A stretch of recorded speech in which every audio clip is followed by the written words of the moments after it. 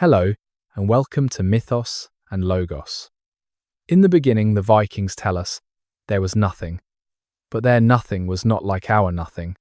Their nothing had a name, Ginnungagap. Their nothing had geography, a vast chasm stretching between the land of fire and the land of ice. Their nothing had potential, the pregnant void where all existence would soon quicken into being. This was not the passive emptiness of absence, but an active space of becoming, a cosmic womb awaiting the collision of opposites that would birth the universe.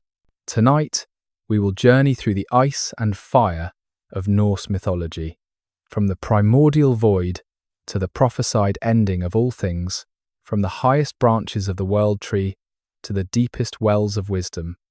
We will meet gods who are neither purely good nor purely evil, but complex beings driven by knowledge, power, and fate. We will witness the creation of the cosmos from a giant's corpse, walk the rainbow bridge to Asgard, and stand in the great halls where Viking warriors hope to feast until the end of days. May I ask for your help? Liking and subscribing takes just a moment, but makes a huge difference for the channel. I'm grateful for your consideration. I'm also always amazed by our international reach, so I'd appreciate hearing where you're joining from and your local time. The clock unwinds slowly, drawing us ever backward toward the frozen wastes of Niflheim and the roaring flames of Muspelheim, to that moment before moments when ice and fire first met in the yawning void of Ginnungagap. The Norse cosmos begins not with light, but with temperature. To the north lay Niflheim, the world of mist and ice, where 11 poisonous rivers, called the Elivaga, flowed from the spring Fergelmir. These rivers ran into the void and froze, layer upon layer, building massive glaciers of rime and hoarfrost. The very air above them turned to freezing mist, and this mist itself froze and fell as snow, an endless cycle of crystallization that filled the northern reaches of Ginnungagap with walls of ice so vast they defied comprehension. To the south burned Muspelheim, the realm of fire, where flames leaped eternally, and sparks flew like stars being born and dying in the same instant. This was not ordinary fire, but something more primal, more essential. It was the fire of creation itself, guarded by the giant Surtur, who had existed there since before time, had meaning, his flaming sword, bright enough to blind any god who dared look upon it directly. From Muspelheim, heat and light poured endlessly into the southern reaches of the void, and in the centre, in Ginnungagap proper, these extremes met. The frozen poison of the north encountered the burning essence of the south, and where they touched, the ice began to melt. Drop by drop, the rime giant's substance liquefied, and from these drops, warmed by Muspelheim's distant fires, yet still carrying Niflheim's poisonous essence, came the first stirrings of life. The Vikings understood something profound here, that life emerges not from perfection, but from the meeting of opposites, not from harmony, but from conflict and contradiction, fire and frost, the birth of life. As the ice melted in that primordial void, the drops took shape and substance, coalescing into something unprecedented. Ymir, the first of the frost giants, the primordial being from whose body the entire cosmos would eventually be carved. The prose Edda tells us he was evil from the beginning, though perhaps evil is too simple a word for something so fundamental. Ymir was chaos incarnate, the raw material of existence before order imposed its will upon it. While Ymir slept in the void, he sweated, and from that sweat came more beings. Under his left arm grew a male and female giant, and his legs bred together to produce a six-headed son. Thus began the race of frost giants, the Jotnar, who would become the eternal opponents and occasional lovers of the gods themselves. These were not merely large humans, but embodiments of nature's untamed forces, avalanches, blizzards, earthquakes, and volcanic eruptions given consciousness and will. But Ymir was not alone in those first days.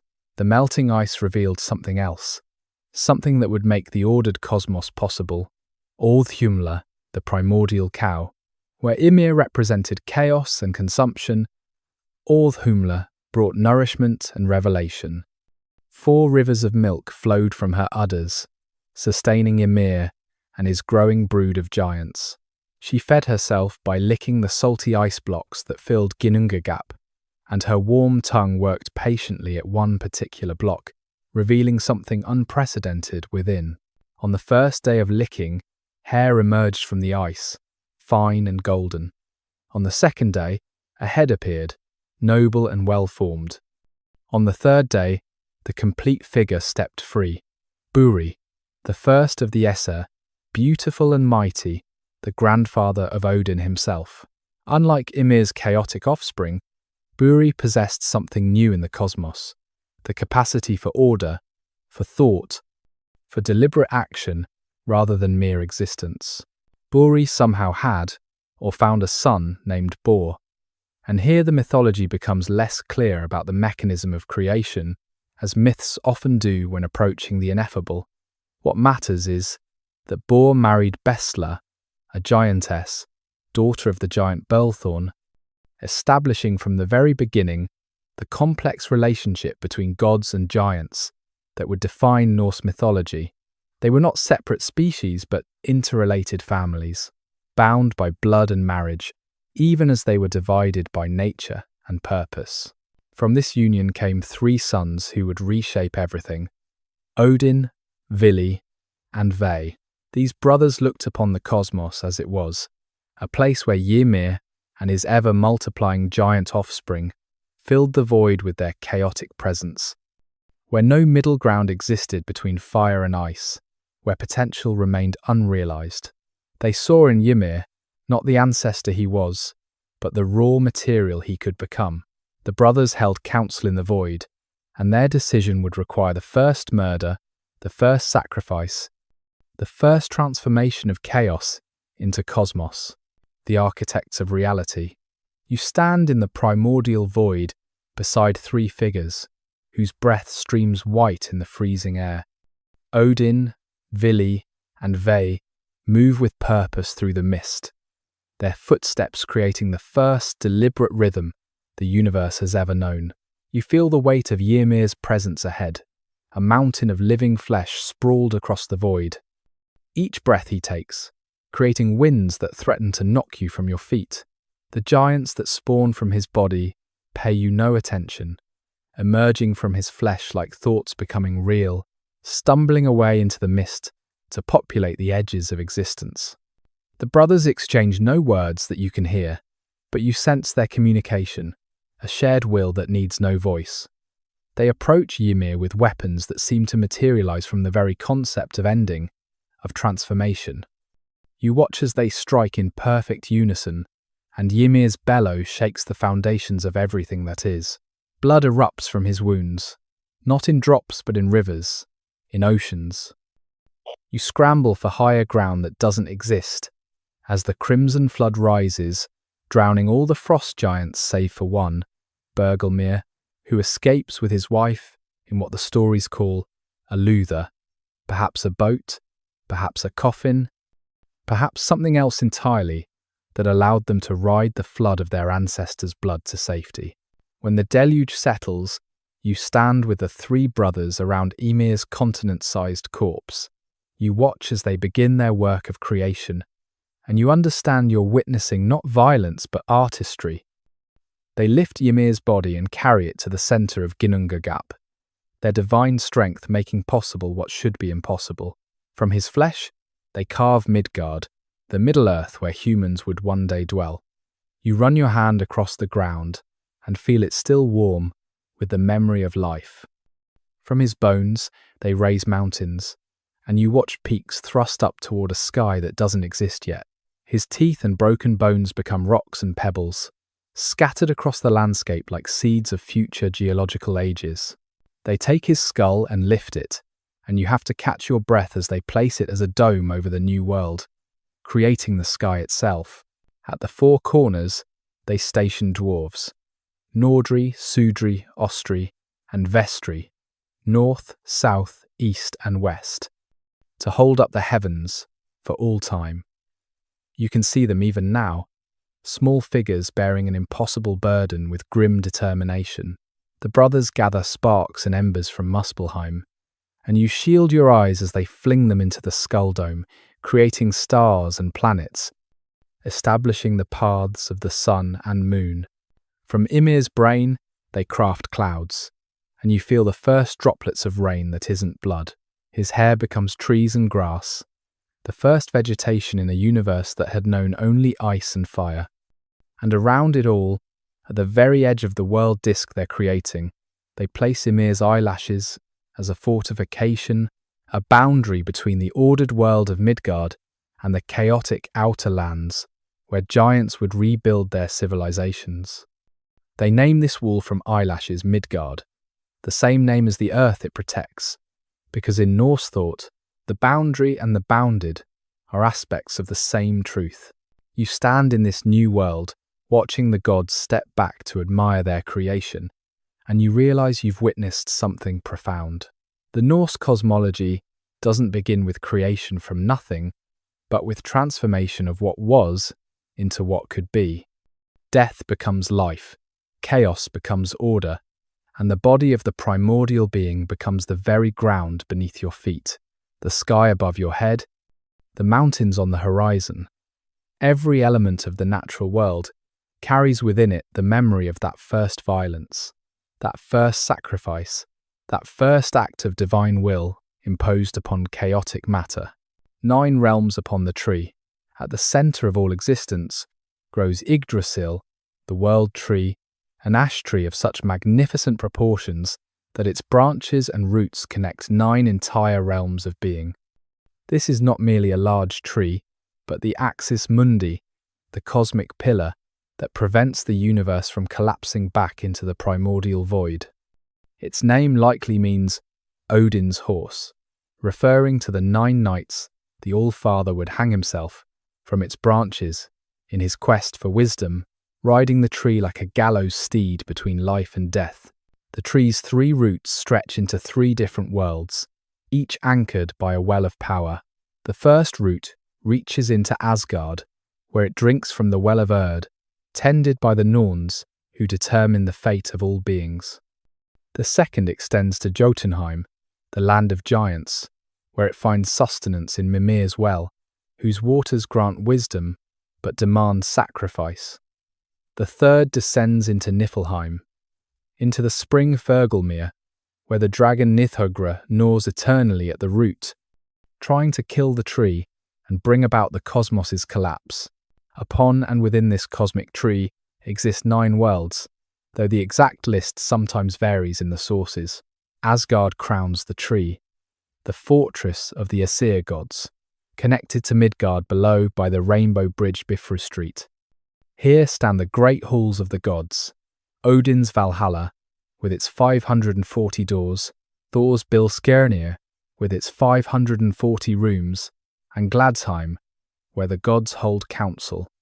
The architecture of Asgard reflects divine ambition, with walls of gold and roofs of silver, where every morning the Röstagullinkambi crows to wake the gods and the Einherjar, the chosen dead who fight all day and feast all night in preparation for Ragnarok. Vanaheim exists somewhere, at Yggdrasil's heights, home to the Vanir gods, those deities of fertility, wisdom, and foresight who once warred with the Aesir, but now largely live in peace through the exchange of hostages. Alfheim also occupies the higher branches, ruled by the god Freya, where the light elves dwell in a beauty that supposedly surpasses even Asgard, though few details survive about these luminous beings. Midgard occupies the tree's middle section, the world of humans, surrounded by an ocean so vast that most think it uncrossable. In this ocean swims Jormungandr, the world serpent, one of Loki's monstrous children, grown so large that it encircles Midgard entirely and grasps its own tail. When it releases that tail, the stories say Ragnarok will begin. Connected to Midgard yet separate lies Jotunheim, the giant's realm, a land of ancient forests, massive mountains, and iron forests, where giant women practice cider magic that even Odin fears and covets. Below, in the roots and shadows, we find the darker realms, Svartalfheim or Nidavellir. The world of dwarves and dark elves exists in the deep places where master craftsmen forge artifacts of impossible power. Thor's hammer Mjölnir, Odin's spear Gungnir, the chain Gleipnir that binds the wolf Fenrir. These beings emerged from Ymir's corpse like maggots, according to some tales, but were given consciousness and purpose by the gods, becoming the supreme artisans of the cosmos. Helheim stretches cold and grey beneath one of the great roots, ruled by Hel, Loki's daughter, half living and half corpse. Here come all who die of sickness or old age, the straw deaths, unheroic but inevitable. It's a realm of shadows and mist, separated from the living by the river Gjöll, crossed only by the bridge Galabru. And finally, deepest of all, lies Niflheim, that primordial world of ice and mist from before creation, now the darkest, coldest part of the cosmos, where Nidhöggr makes its lair among the frozen waters of Hvergelmir. This is the Norse cosmos, not a universe of empty space, but a living tree connecting living worlds, each realm with its own inhabitants, its own purposes, its own stories. The tree itself lives and suffers, fed by the Norns who draw water from the well of Erd and pour it over its branches, mixing it with clay to heal the wounds made by the various creatures that feed upon it. 4 stags run across its branches, eating its leaves. An eagle sits in its crown, with a hawk called Veðurfölnir perched between its eyes, while the squirrel Ratatoskr runs up and down the trunk, carrying insults between the eagle and the dragon Nidhöggr, maintaining the cosmic tension that keeps the tree dynamic, alive, and struggling rather than static and perfect. Breath of wind, spark of thought.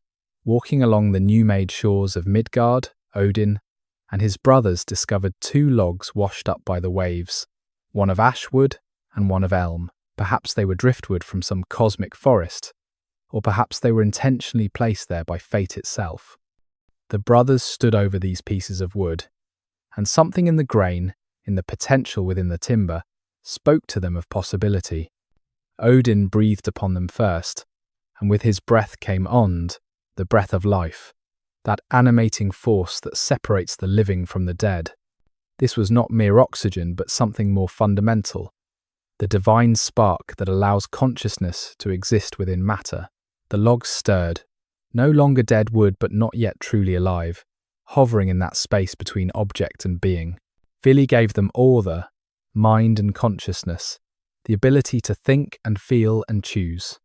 This gift transformed mere animation into awareness, creating the possibility for wisdom and folly, for love and hatred, for all the complexities that make a life more than mere existence. The forms began to shift, wood grain becoming skin, bark becoming hair, the rigid structure of cellulose transforming into the flexibility of flesh.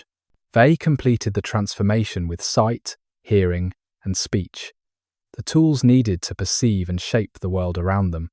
He gave them La, blood, and Littagotha, healthy complexion, the physical vitality that would allow them to survive and thrive in Midgard. The ash log became Ask, the first man, and the elm became Embla, the first woman, though some sources suggest Embla might mean vine rather than elm, adding another layer of meaning to her creation.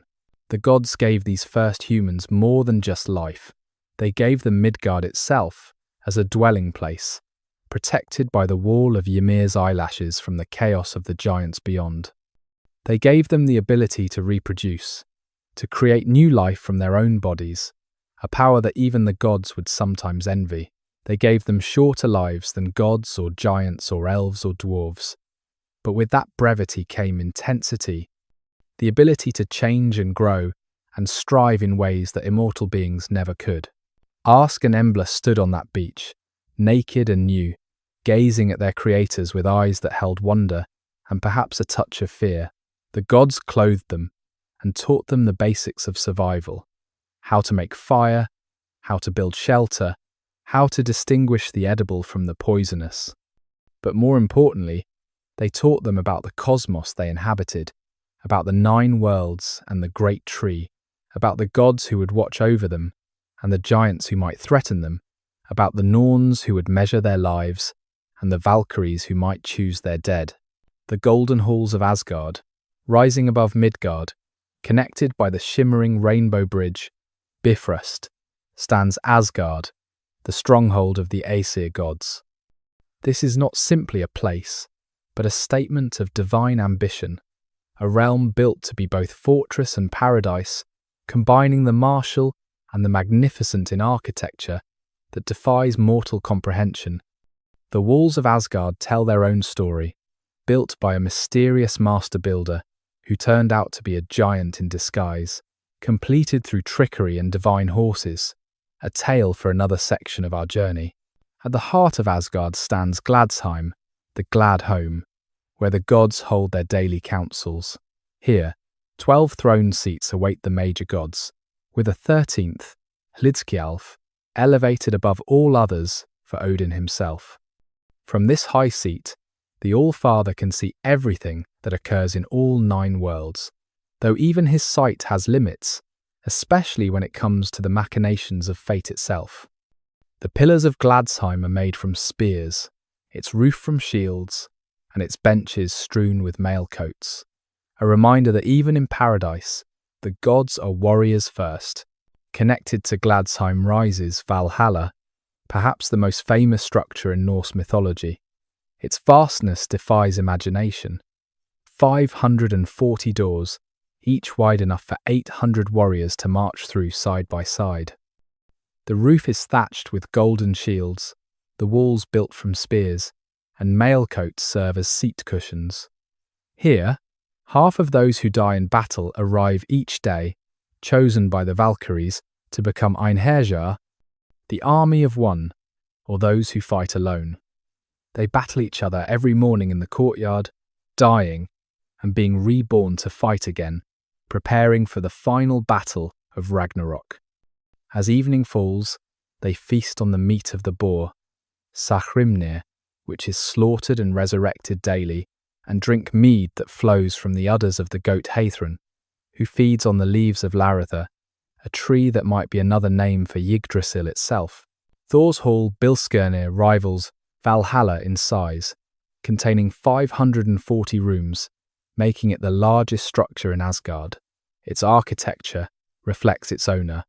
Massive, sturdy, straightforward, a place of strength rather than subtlety.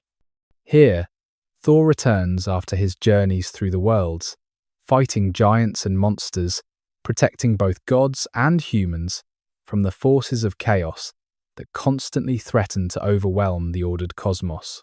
The goddesses have their own halls. Frigg dwells in Fensalir, the Fen halls, or sea halls, where she sits at her spinning wheel, weaving the clouds themselves according to some tales. Saga lives in Sörkvarbeka, the sunken benches, where cool waves flow over the hall, and she and Odin drink together from golden cups, sharing ancient stories. Freyja's hall Sessrumnir stands in Folkvang, the field of the people, where she receives the other half of the battle dead, those not chosen for Valhalla. The Rainbow Bridge Bifrost itself deserves contemplation. This is not merely a beautiful phenomenon, but a strategic construction, a bridge of fire disguised as a rainbow, built to be both invitation and barrier. It connects Asgard to Midgard, allowing the gods to descend to the human world, but it burns with such intensity that giants cannot cross it. Only the gods, and those they specifically allow, can traverse its spectrum without being consumed. At its Asgard end stands Himinbjörg, Heaven's castle, where Heimdall keeps his eternal watch. Heimdall himself embodies the paranoia that underlies Asgard's splendor. The white god needs less sleep than a bird, can see for hundreds of miles by day or night, and can hear grass growing and wool growing on sheep. He guards Bifrost with Galahorn, the resounding horn that will one day announce Ragnarok's arrival. His presence reminds us that Asgard, for all its golden halls and divine inhabitants, is a fortress under siege, surrounded by enemies who wait for any opportunity to breach its defences. The very beauty of Asgard carries within it the seeds of its destruction. The gods know their fate, know that one day the giants will storm across a broken Bifrost, that the halls will burn, that most of them will die. This knowledge permeates their paradise, turning every feast into a potential last meal, every dawn into a possible final sunrise. They build and celebrate and love with the intensity of those who know their time is limited, making Asgard not just a place but a monument to defiance against entropy itself. Roots, running deep. Beneath the cosmic tree, Yggdrasil, 3 wells of power anchor existence itself, each offering different gifts and demanding different prices. These are not merely sources of water, but repositories of fundamental forces that shape reality. The Norns draw from them, Odin sacrifices for them, and dragons gnaw near them, making these wells as central to Norse cosmology as the tree itself. The Well of Erd lies beneath the root that stretches to Asgard, and here the Norns hold court. Erd, Verdandi, and Skuld, representing past, present, and future, though their names more literally mean fate, becoming, and debt, or should. These 3 sisters are powers beyond the gods, carving runes into Yggdrasil's trunk that determine the fate of all beings, including the gods themselves. Each morning, they draw water from their well, mixing it with the white clay that surrounds it, and pour this mixture over Yggdrasil's branches to prevent the tree from rotting, maintaining the cosmos through constant intervention. The gods ride to the Well of Erd daily to hold court, crossing Bifrost on their mounts, all except Thor, who walks, wading through rivers, rather than risk his thunder chariot breaking the Rainbow Bridge. At this well, they seek the Norns' counsel, though the sisters speak in riddles and prophecies, revealing fate while concealing its meanings. The water of this well contains the accumulation of all actions, all decisions, all moments that have passed into memory, making it a kind of cosmic record that the Norns read and interpret. Mimir's well extends beneath the root that reaches to Jotunheim, and its water grants wisdom and understanding to any who drink from it. But Mimir, the well's guardian, demands payment equal to the gift. When Odin came seeking wisdom, Mimir demanded one of the god's eyes as payment. Odin plucked out his eye without hesitation and dropped it into the well, where it remains, staring up through the water, seeing things even Odin himself can no longer perceive. From that day forward, Odin has been one-eyed but twice-sighted, seeing both the surface of things and their deeper meanings. The Well of Hvergelmir churns in Niflheim, the deepest and darkest of the wells, source of all rivers. Here, the dragon Nidhugger makes its home, gnawing at Yggdrasil's root, trying to kill the world tree and bring about the collapse of everything.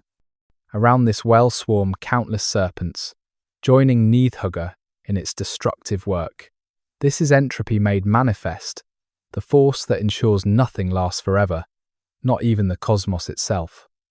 Yet paradoxically, this destruction is necessary, part of the cycle that keeps the universe dynamic rather than static, changing rather than stagnant.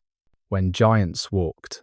In Jotunheim, the giants maintain their ancient civilization, as old as the gods, and in many ways more fundamental to existence. These are not simply large humans, but embodiments of natural forces, chaos, and ancient wisdom that preceded the ordered cosmos. Their realm touches Midgard and Asgard at various points, creating boundaries that are as much psychological as geographical. Lines between order and chaos, and Firland, civilization, and wilderness, known and unknown. The giants, or Jotnar, come in varieties that defy simple classification. Mountain giants embody the crushing weight and timeless patience of stone. Frost giants carry within them the memory of Niflheim's ice, breathing cold that can freeze God's blood. Fire giants dwell in Muspelheim with Surtur, waiting for their moment to surge forward and burn the world tree itself.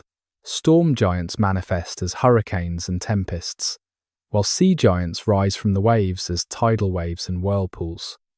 Some are beautiful beyond description, others hideous beyond comprehension, and many shape-shift between forms as easily as changing clothes.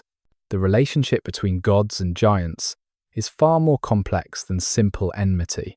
Odin's mother was a giantess, as was Thor's mother, and many gods take giant lovers or spouses. Thor spends much of his time fighting giants, yet his own sons have giant blood through their mother. Loki himself is fully giant by birth, accepted among the Aesir only through his blood brotherhood with Odin. The gods frequently travel to Jotunheim seeking wisdom, weapons, or wives, acknowledging that the giants possess knowledge and power that even divine might cannot replicate. Utgard, the giants' great stronghold, exists somewhere in Jotunheim's vastness, a place where the laws of physics become suggestions and size loses meaning. When Thor once visited Utgard, he found himself humiliated by giants who defeated him through illusions, making him wrestle old age itself, disguised as an elderly woman, attempt to drain the ocean disguised as a drinking horn, and try to lift the world serpent disguised as a cat. These were not mere tricks, but demonstrations that giant power operates on different principles than god power, that chaos and illusion can defeat strength and thunder. The giantesses, the Jotnar women, possess their own distinct power. They practice Sayid, a form of magic associated with spinning and weaving fate itself, a magic so powerful and so feminine that even Odin's practice of it was seen as shameful by the other gods. From giantesses come prophecies, curses, and blessings that can reshape the cosmos. The Völuspá, our primary source for Norse cosmology, is narrated by a Volva, a seeress who might herself be a giantess, demonstrating that our entire understanding of Norse mythology comes filtered through giant perception. In the Iron Woods, at Jotunheim's edge, lives the giantess who breeds Fenrir's children, wolves who will one day devour the sun and moon. These wolves grow in darkness, fed on the marrow of the dead, waiting for their moment to leap into the sky and extinguish light itself. This is the giants' ultimate role, not merely as enemies, but as agents of necessary change, ensuring that nothing, not even the gods' golden age, lasts forever. They are entropy personified, yet without them, the cosmos would stagnate, freeze into perfection that is indistinguishable from death. The sound of creation. Listen carefully to the Norse cosmos, and you hear it singing, screaming, whispering its existence across the void. These sounds are not mere noise, but fundamental frequencies that maintain reality's structure. From the creaking of Yggdrasil's branches to the roar of Helgelmir's waters, from the clash of weapons in Valhalla to the silence that will follow Ragnarok's final battle.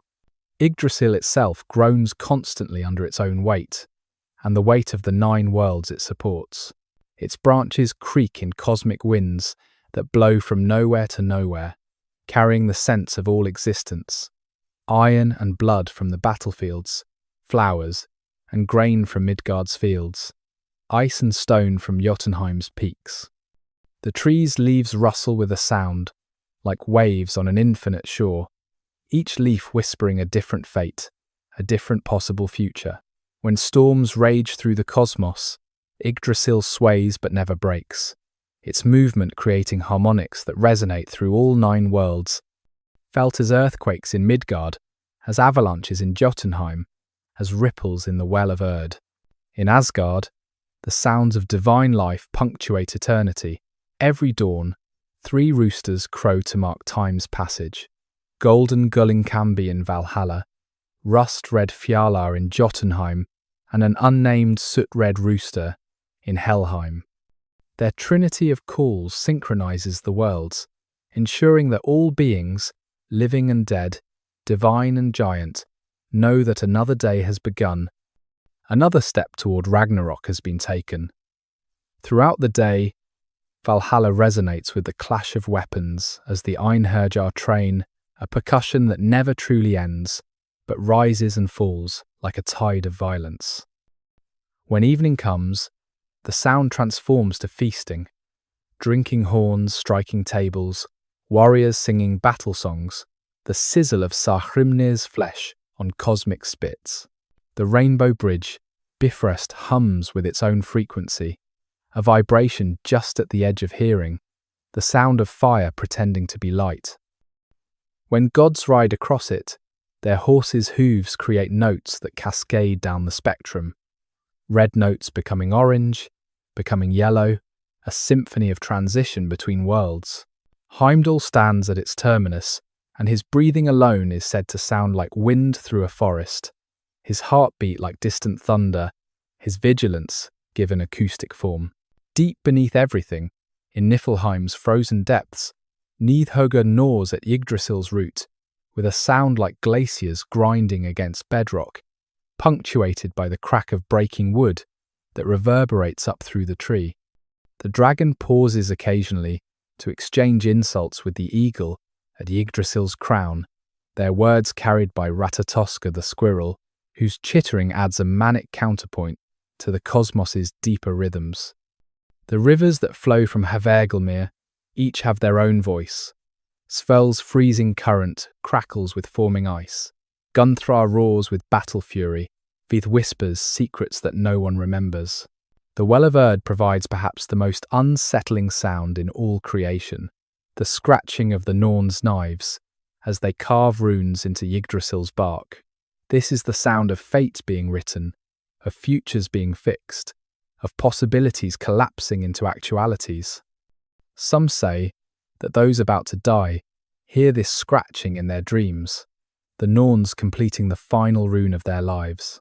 The water they pour over Yggdrasil's branches falls like rain through all the worlds, each drop carrying the echo of every decision ever made, every path ever chosen, every fate ever sealed. In Midgard, humans hear only fragments of this cosmic symphony. Thunder is Thor's chariot crossing the sky. Wind is Odin, riding his eight-legged horse Sleipnir through the clouds. Earthquakes are Loki writhing in his bonds. The northern lights are the gleam of Valkyrie's armour as they ride to collect the battle dead, and some say you can hear their horses breathing if you listen carefully on clear winter nights. The ocean's waves are Jormungandr's breathing as the world serpent shifts in its sleep, and every seventh wave is larger because the serpent dreams of the day it will release its tail and rise to face Thor one final time. The All-Father's many faces. Odin is not one god, but many, wearing different names and faces, as easily as other beings change clothes. The Prose Edda lists over 200 names for him, each revealing a different aspect of his nature. Alforther, the All-Father, Yggra, the Terrible One, Grimnir, the Masked One, Vegstum, the Wanderer, Bolverk, the Evildoer, Hrafnaguth, the Raven God. These are not mere titles but actual identities he assumes, shape-shifting not just his body, but his very essence to suit his purposes. To understand Odin is to accept that contradiction and multiplicity are not flaws in his character, but its very foundation. As the god of wisdom, Odin's hunger for knowledge borders on addiction. He sacrificed his eye for wisdom, hung himself on Yggdrasil for 9 nights to learn the runes, and practices Sayada magic despite its associations with feminine power, bringing him shame among the other gods. His ravens, Hugin and Munin, thought and memory, fly across all 9 worlds each dawn, returning at dusk to perch on his shoulders and whisper everything they've seen into his ears. Yet every morning, Odin expresses the same fear. That thought might not return is troubling, but that memory might not return is devastating. Even the god of wisdom understands that knowledge, without context, without the memory to frame it, is meaningless. As the god of war, Odin operates nothing like his son Thor. Where Thor brings strength and courage to battle, Odin brings madness and betrayal. He is the god of the berserkers, those warriors who fight in an ecstatic fury, beyond pain, beyond fear, beyond humanity itself. He grants victory not to the most deserving, but to whoever serves his ultimate purpose of gathering warriors for Ragnarok. Kings and heroes who dedicate their victories to Odin often find him turning against them at crucial moments, ensuring their deaths so they can join his army in Valhalla. The Vikings understood this divine betrayal and worshipped him anyway, recognizing that Odin's goals transcended human concepts of loyalty or fairness.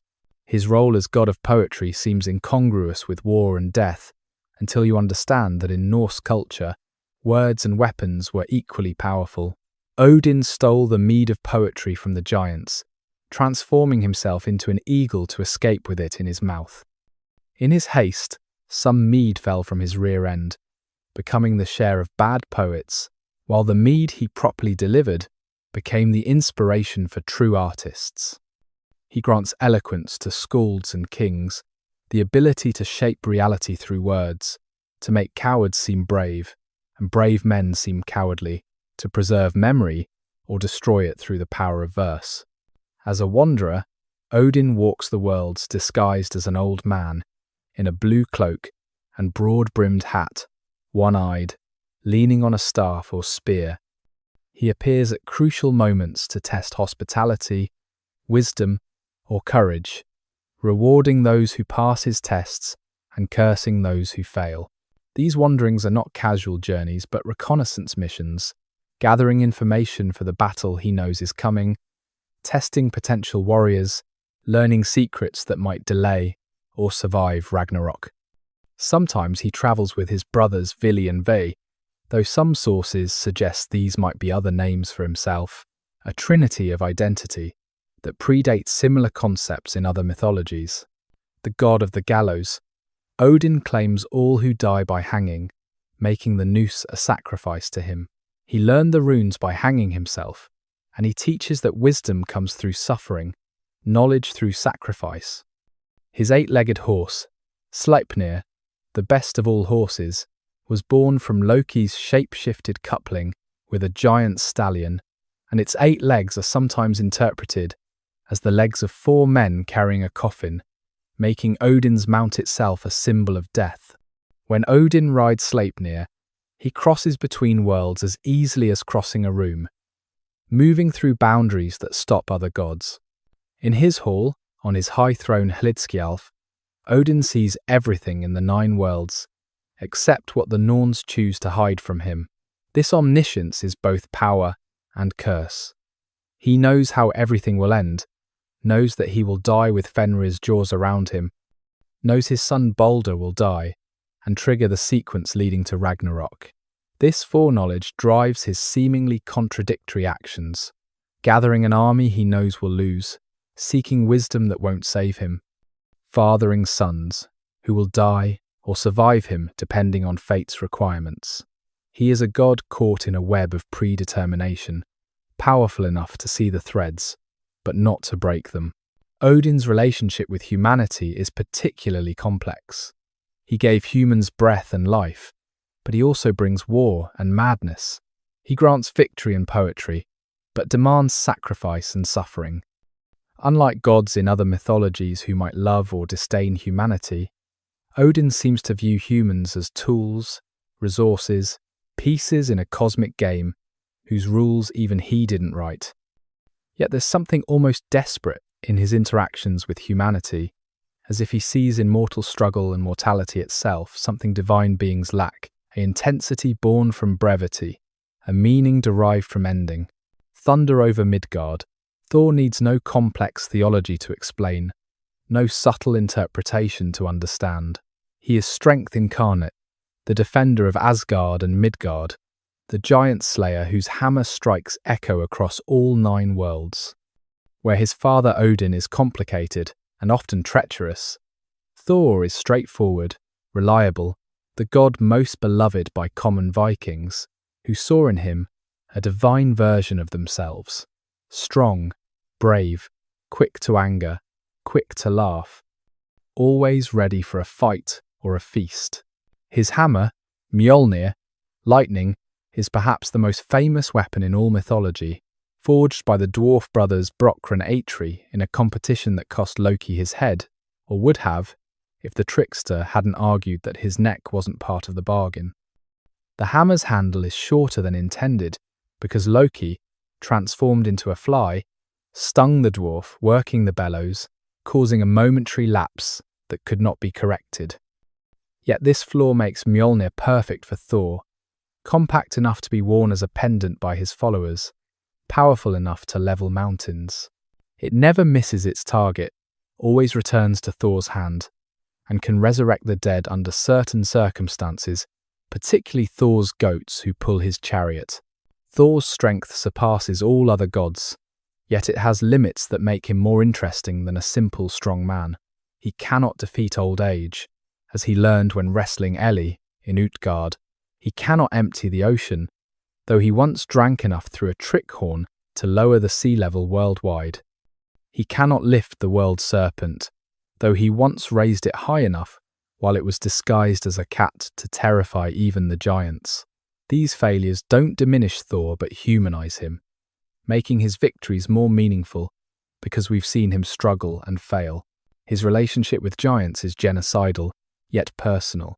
Thor's mother, Earth, Jörð, was herself a giantess, making him half giant even as he serves as the giant's greatest enemy.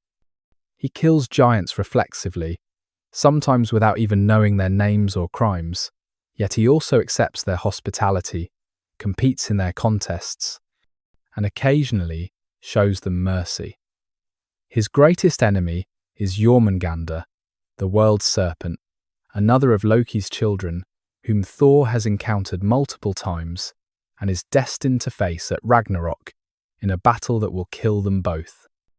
Their enmity transcends personal hatred, representing the eternal conflict between order and chaos, boundaries and boundlessness. The thunder god's protection extends primarily to Midgard, the human world, where farmers and warriors alike called upon him for aid.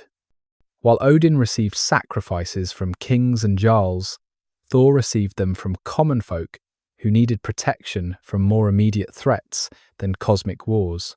His hammer became the most common religious symbol in Viking Scandinavia, worn as pendants, carved on boundary stones, raised over newborns and newlyweds. The sign of the hammer hallowed things, made them sacred and protected, established them within the realm of order against the chaos, always threatening to break through. Thor's hall Bilskirnir in Asgard is the largest building in the cosmos, yet he spends little time there, constantly travelling through the worlds in his chariot, pulled by the goats Tangrisnir and Tangnjosta. These goats can be slaughtered and eaten at the end of each day's journey, their bones and skin carefully preserved, then resurrected the next morning with a touch of Mjölnir. This cycle of death and resurrection, sustenance and renewal, makes Thor self-sufficient in his travels, needing nothing from those he protects, giving without requiring reciprocation. Despite his rough manner and quick temper, Thor shows surprising depth in some stories. He serves as a stepfather to Sif's son Ulla, raising him as his own. He deeply loves his own sons, Modi and Magni, who will inherit Mjölnir after Ragnarok and survive into the new world. When his hammer was stolen by the giant Thrimdr, Thor submitted to the humiliation of dressing as the goddess Freya, complete with bridal veil, to infiltrate the giant's hall and retrieve it. His willingness to sacrifice dignity for duty reveals a god more concerned with results than reputation. Thor's worship continued longer than that of other Norse gods, persisting well into the Christian period, as farmers continue to call upon him for good weather and protection.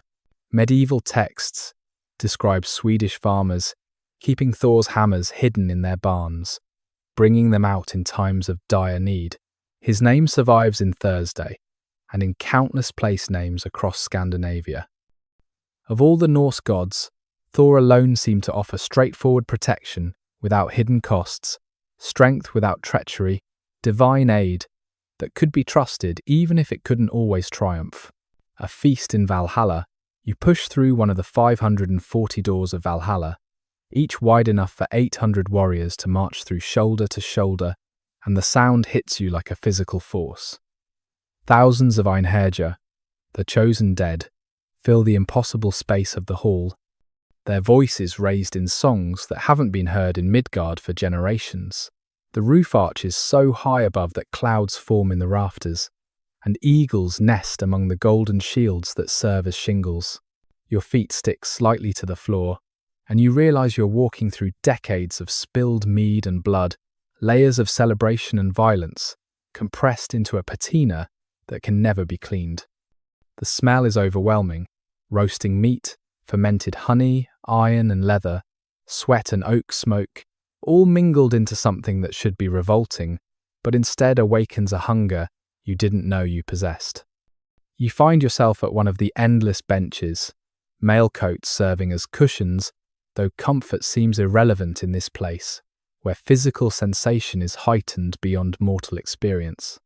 A horn of mead appears in your hand, filled with the golden liquid that flows from the udders of Heidrun, the goat who feeds on Laratha's leaves high above.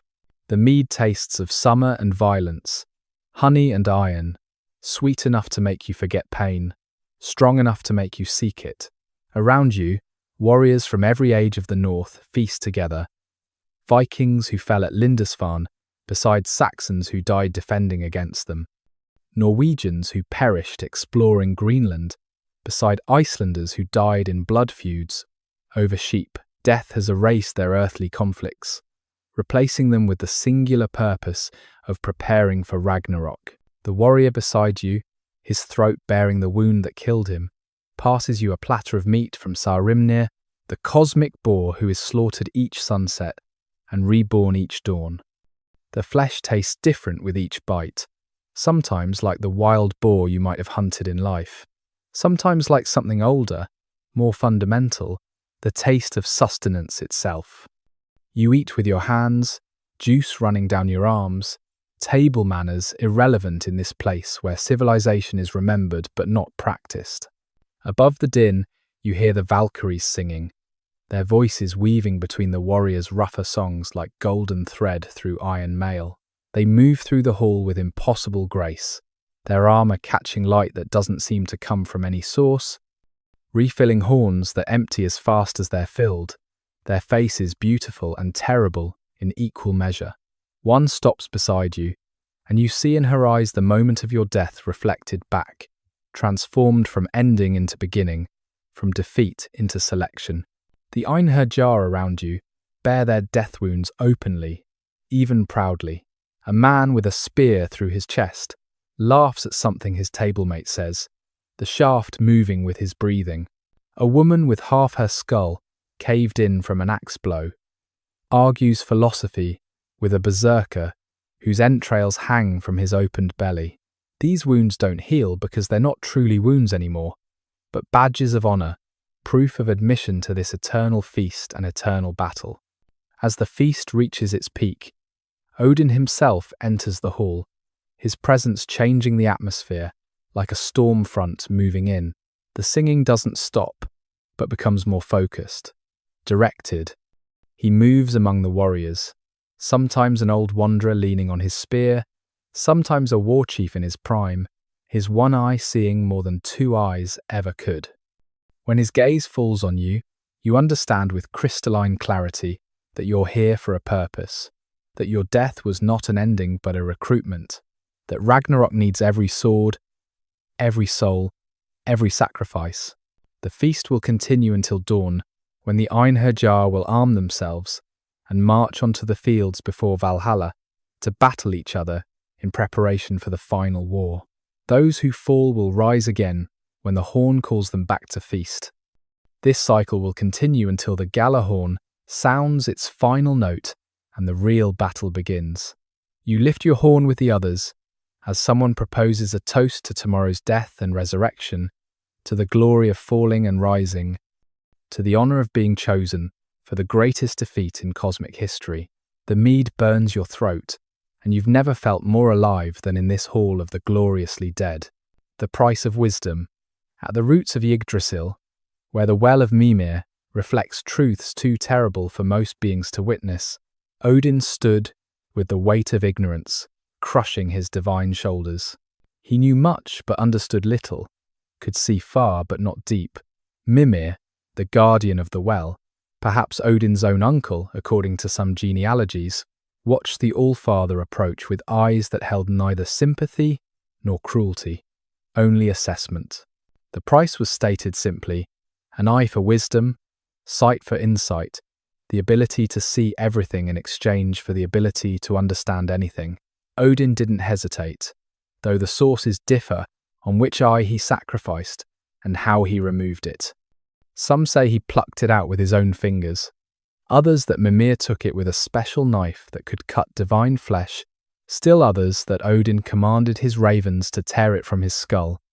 However it happened, the eye fell into the well with barely a splash, sinking through water that contained the wisdom of ages, coming to rest at the bottom, where it remains, looking back up at the world it can no longer directly see. The moment the eye touched the well's bottom, Odin drank. The water was ice cold and older than ice, tasting of iron and eternity. With each swallow, layers of reality peeled back like skin from flesh. He saw the threads that connect all things, the patterns that repeat across scales from the cosmic to the intimate. He understood why the giants had to exist, why the gods had to die, why suffering was inseparable from wisdom. The knowledge didn't come as words or images, but as a fundamental restructuring of consciousness itself. But one drink from Mimir's well was not enough for Odin's terrible hunger for understanding. On Yggdrasil itself, the great tree that was the cosmos's spine, Odin hung himself, pierced by his own spear, a sacrifice of himself to himself. For 9 nights he hung there, the number 9 sacred in Norse cosmology, neither eating nor drinking, dying but not dead, suffering in a space between states that allowed him to perceive what neither life nor death alone could reveal. On the 9th night, screaming, he saw them, the runes, the fundamental symbols that shape reality itself, not mere letters but forces that existed before language, before thought, before the cosmos took its current form. He grabbed them, though what it means for a dying god to grab abstract concepts is something the sources don't clarify. 24 runes he took, though some sources suggest there were more, runes so powerful that knowing them would destroy any mind not prepared through suffering to contain them. These 2 sacrifices, the eye and the hanging, transformed Odin from a god of strength into a god of wisdom, though the term wisdom barely captures what he became. He gained the ability to see not just events, but their meanings, not just actions, but their consequences rippling forward and backward through time. He learned 18 songs that could heal the sick, blunt weapons, escape bonds, stop arrows in flight, wake the dead, seduce lovers, calm storms, and drive enemies mad. He became a practitioner of Sidra, the feminine magic of the Vanir, accepting the shame this brought among the masculine Aesir, because power mattered more than reputation. Silver-tongued and shapeshifter, Loki defies every attempt at simple categorization. Being neither god nor giant, neither evil nor good, neither male nor female, but something more fluid, more dangerous, more necessary than any single nature could contain. He is counted among the Aesir, not by birth, but by blood brotherhood with Odin, a ritual so binding that Odin swore never to drink unless Loki was also served, making the trickster's place in Asgard unassailable until his final betrayal. The son of the giants Farbauti and Laufey, whose nature remains unclear, Loki entered the gods' world as an outsider, and remained one even after centuries among them. His names reflect his multiple natures. Lopter, the airy one, reflecting his ability to transform and travel through any space. Hevathrung, the roarer, for his final fate beneath the serpent's venom. The mother of Sleipnir, for his time as a mare who gave birth to Odin's 8-legged steed. The father of Fenrir, for siring the wolf that will devour Odin. Shape-shifting comes as naturally to Loki as breathing comes to humans. He has been a salmon swimming upstream, a fly buzzing around dwarven foreheads, a seal swimming in cold waters, a mare in heat running from a giant stallion, an old woman refusing to weep for Balder. These transformations are not illusions but complete physical changes. When he became pregnant as a mare, he carried the foal to term and gave birth. When Thor caught him as a salmon, the fish's narrow tail where Thor gripped him became the reason all salmon have narrow tails. His relationship with the gods oscillates between invaluable ally and existential threat. He accompanies Thor on adventures, his cunning complementing Thor's strength. He solves problems he himself often created, like when his scheming led to a giant building Asgard's walls with impossible speed, threatening to win the sun, moon, and Freya as payment, only for Loki to seduce away the giant's horse, preventing the wall's completion. He procures treasures for the gods: Odin's spear, Gungnir, Thor's hammer Mjölnir, Sif's golden hair, all gained through wagers and tricks that usually cost him pain or humiliation. Yet Loki also fathers or mothers the gods' greatest threats. With the giantess Angrboda, he produced 3 monsters: Fenrir the wolf, Jormungandr the world serpent, and Hel, the half-dead goddess of the underworld. The gods attempt to control these children, binding Fenrir, casting Jormungandr into the ocean, and exiling Hel to rule over the dishonored dead, only ensures they will return as enemies during Ragnarok. Loki's children are prophecies made flesh, dooms given form. The trickster's humour tends toward the cruel and sexual, constantly undermining the god's dignity. He cuts off Sif's golden hair while she sleeps, leaving Thor's wife bald and shamed. He transforms himself into a flea to bite Freya's cheek, trying to steal her necklace.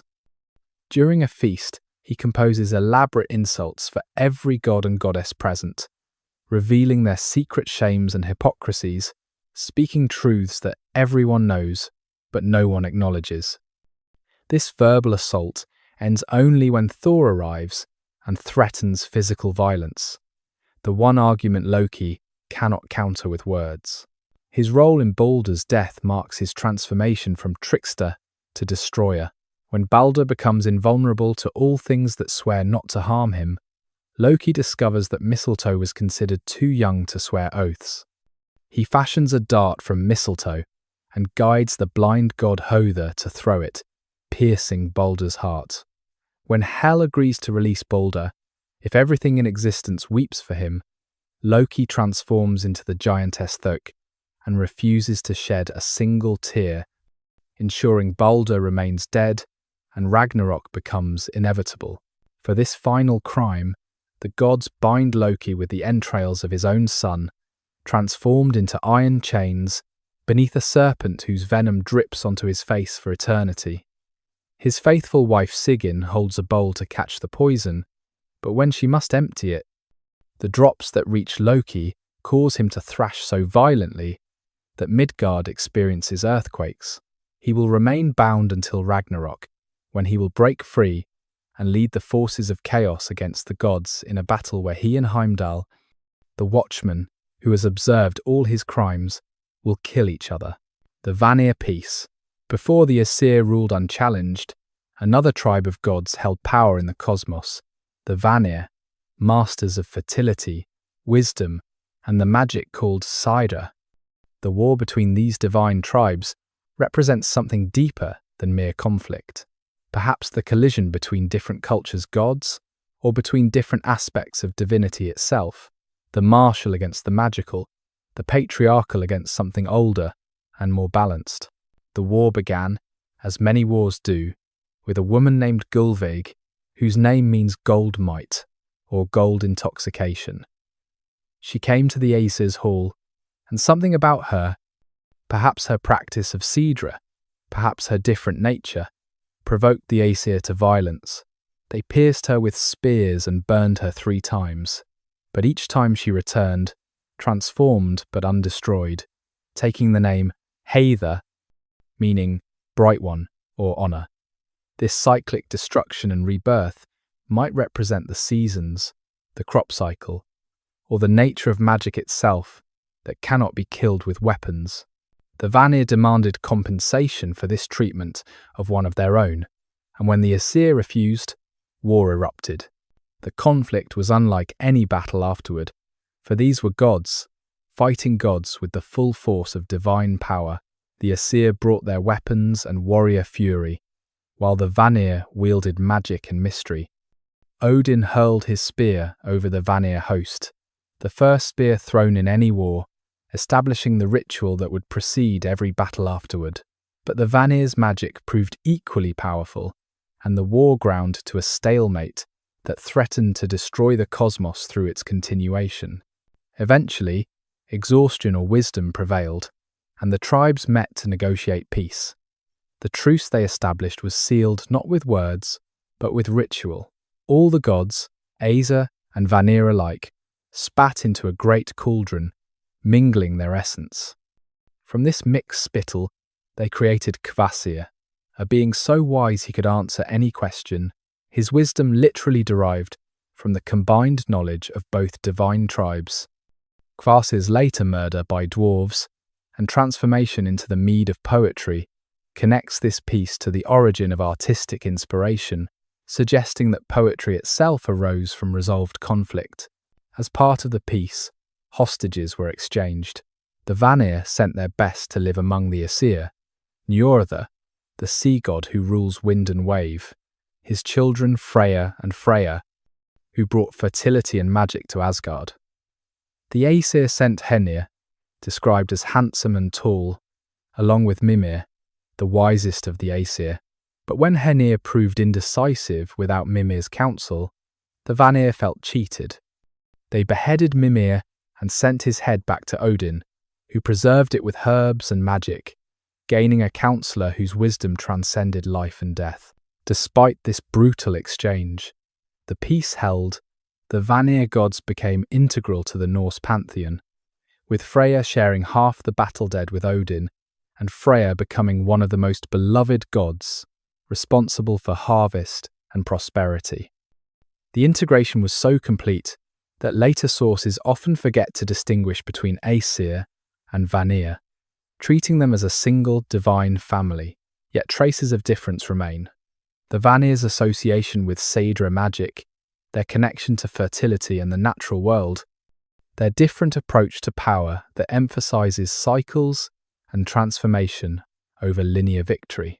Goddesses of fate and fertility, the feminine divine in Norse mythology, wields power that often surpasses the gods' more visible might, controlling fate, fertility, death, and magic in ways that the masculine gods can neither replicate nor fully understand. These goddesses are not merely the wives and daughters of gods, but forces in their own right, often more ancient and more essential than their male counterparts. Frigg, Odin's wife, knows all fates but speaks none of them, making her simultaneously the most knowledgeable and most silent figure in the pantheon. Her hall, Fensalir, the Fen Halls, sits in the wetlands, that liminal space between solid ground and water where boundaries blur. She spins the clouds themselves on her spindle, weaving weather and fate together. When her son Balder dreams of his death, she extracts oaths from everything in existence not to harm him, everything except the mistletoe she deemed too young and innocent to be dangerous. This single oversight, this moment of maternal underestimation, enables Loki to engineer Balder's death and trigger the sequence leading to Ragnarok. Freya commands such power that the giants constantly scheme to win her, knowing that possessing her would mean possessing fertility itself. She taught Odin Sidra, the magic of transformation and fate weaving that brought him shame among the masculine Aesir, but power beyond their comprehension. Half of all battle-dead belong to her, chosen for her hall Mjölnir, before Odin's Valkyries can claim them for Valhalla.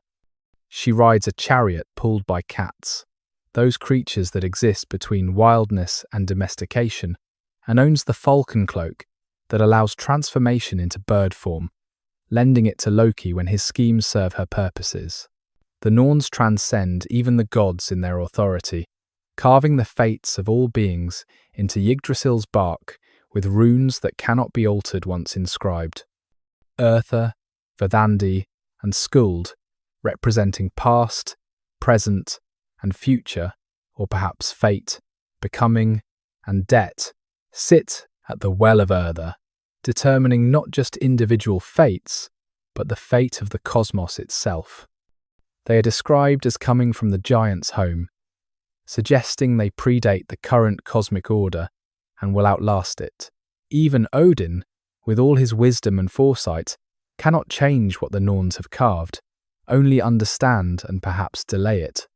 The Valkyries bridge the mortal and divine, choosing who dies in battle and who lives, who earns glory and who faces shame. Their names reveal their natures: Skirgul, Shaker, Gunner, Battle, Hilda, Combat, Gondul, Wand-bearer, or Magic-bearer. They appear as swans, who can remove their feather cloaks to become women, as wolves feeding on the battlefield, as abstract forces of war itself. Some Valkyries were once mortal women who earned their position through extraordinary deeds, while others seem to be extensions of Odin's will given feminine form. Hel, Loki's daughter, rules the realm of the dead who did not die gloriously in battle, making her domain larger than Valhalla and Folkvanger combined. Half living and half corpse, she embodies the boundary between life and death. Her power is absolute within her realm. Even Odin must negotiate with her when seeking to retrieve Balder from death. She sets the price for resurrection. Everything in existence must weep for the dead. This power to demand universal grief makes her perhaps the most powerful figure in Norse mythology, able to hold God's children hostage against the combined will of Asgard. Skadi, the ski goddess and hunter, chose her husband by looking only at the god's feet, hoping to win Balder but getting Njörður instead. When their marriage failed because she loved mountains while he loved the sea, she lived independently, hunting with bow and ski, accepting no male authority. Her name might be related to Scandinavia itself, suggesting she represents the land's essential spirit, too wild and cold to be fully domesticated by divine or mortal will. These goddesses remind us that Norse mythology, despite its masculine violence and patriarchal structure, recognizes feminine power as essential and often supreme. The gods may fight and feast and boast, but the goddesses weave fate, control fertility, rule death, and practice magic that shapes reality itself. Without them, the cosmos would be nothing but empty violence, cycling toward meaningless destruction. The mead of poetry. The story of poetry's origin begins with murder and ends with theft, transformation, and divine bowel movements, a journey that reveals how the Norse understood inspiration itself. After the Aesir Vanir War, the peace-born being Kvasir travelled the worlds, answering any question posed to him with perfect wisdom. His knowledge was so complete that no question could stump him, no mystery could withstand his understanding. This made him valuable, and in the Norse cosmos, value invites violence. Two dwarves, Fjalar and Galar, whose names mean deceiver and screamer, invited Kvasir to their workshop, under the pretense of needing his wisdom for a private matter. The moment he entered their dwelling, they murdered him, draining his blood into two vats called Son and Bothen, and a kettle called Otharir. They mixed his blood with honey, creating mead so potent that anyone who drank it would become a poet or scholar, gaining the ability to shape reality through words, just as Kvasir had shaped understanding through answers. The dwarves told the gods that Kvasir had choked on his own wisdom, having no one clever enough to ask him questions, a lie that contains its own poetic truth about the danger of knowledge without outlet. But the dwarves' crime attracted more crime. They invited the giant Gillinga and his wife to visit, took Gillinga fishing, and deliberately capsized the boat, drowning the giant who couldn't swim. When his wife wept, they told her to look out to sea where her husband had died, then dropped a millstone on her head as she passed under their doorway. Gillinga's son Sutunga came seeking vengeance, a giant with strength enough to crush both dwarves simultaneously. He carried them to a skerry, a rock that would be submerged at high tide, and left them there to drown. As the waters rose, the dwarves bargained for their lives with the mead of poetry, the blood of wisdom transformed into liquid inspiration. Suttungr accepted, taking the mead home and hiding it in the mountain. Nitbjörg, setting his daughter Gunnlöth to guard it, thinking it safe from gods and men. But Odin had learned of the mead's existence, and what Odin knows about, Odin must possess. He transformed himself into a farmhand and approached Sutungr's brother, Baugi, whose 9 servants were struggling to harvest hay with dull scythes. Odin, calling himself Bulvarka, evildoer, or disaster bringer, produced a whetstone so effective that all 9 servants demanded to buy it. He threw it into the air, and in their eagerness to catch it, they killed each other with their sharpened scythes, a scene of almost absurd violence that shows Odin's willingness to cause mass death for strategic advantage. Odin offered to do the work of all 9 servants for the summer in exchange for 1 drink of Suttungr's mead. Baugi agreed, though he warned that his brother would never consent. When summer ended and Odin had completed the impossible labour, Baugi approached Suttung, who refused absolutely, but Odin had anticipated this, bringing an augur called Rati. Together, though Baugi tried several times to deceive him, they drilled through the mountain to the chamber where Gunnlöth guarded the mead. Odin transformed into a snake and slithered through the hole, with Baugi trying to stab him from behind, revealing that even their partnership was built on mutual betrayal. Inside the mountain, Odin resumed his form, and here the story becomes uncomfortable by modern standards. He seduced Gunnlöth, sleeping with her for 3 nights, in exchange for 3 drinks of the mead, 1 from each container. With each drink, he drained the entire vessel, holding all the mead of poetry in his stomach. The escape required another transformation. Odin became an eagle and flew toward Asgard with Suttung, also in eagle form, pursuing him. The gods saw him coming and set out containers in the courtyard. Odin regurgitated the mead into these vessels, but in his haste and fear, some mead escaped from his rear end, falling to Midgard. This accidentally excreted mead became the share of bad poets, those who create verse without true inspiration, while the properly preserved mead in Asgard became Odin's to distribute to true skalds and scholars. This myth explains not just poetry's origin, but its nature: stolen wisdom, transformed blood, divine intoxication that allows mortals to speak with godlike power. It acknowledges that inspiration is not equally distributed, that true poetry requires a touch of divinity, whether properly given or accidentally leaked. The story also reveals the Norse understanding that all valuable things are gained through struggle, deception, and sacrifice, that even beauty and wisdom have violence in their genealogy. When Thor's hammer vanished, one morning Thor awakened to find Mjölnir missing from his side, the weapon that protected Asgard and Midgard from the giants' chaos simply gone. His rage shook the halls of Asgard, but rage without his hammer was merely noise. He found Loki immediately, for when something was stolen in Asgard, Loki was either the thief or knew the thief. For once, the trickster was innocent, and perhaps seeing an opportunity for amusing himself, he offered to help. Loki borrowed Freya's falcon cloak and flew to Jotunheim, where he found the giant Thrymder sitting on a mound, braiding leashes for his dogs and trimming his horses' manes, the picture of domestic contentment. When Loki asked about the hammer, Thrimda laughed and admitted he had stolen it, burying it 8 miles beneath the earth where no god could retrieve it. His price for its return was simple: Freya as his bride. The giant wanted fertility itself in his bed, the goddess of beauty serving in his cold halls. When Loki returned with this demand, Freya's fury exceeded even Thor's. Her rage was so intense that her famous necklace, Brisingamen, burst apart, its links scattering across the floor. She declared she would never go to Jotunheim as a giant's bride, that she would rather see the cosmos end than submit to such degradation. The gods held council, knowing they needed Mjölnir back, but unable to force Freya to pay the price.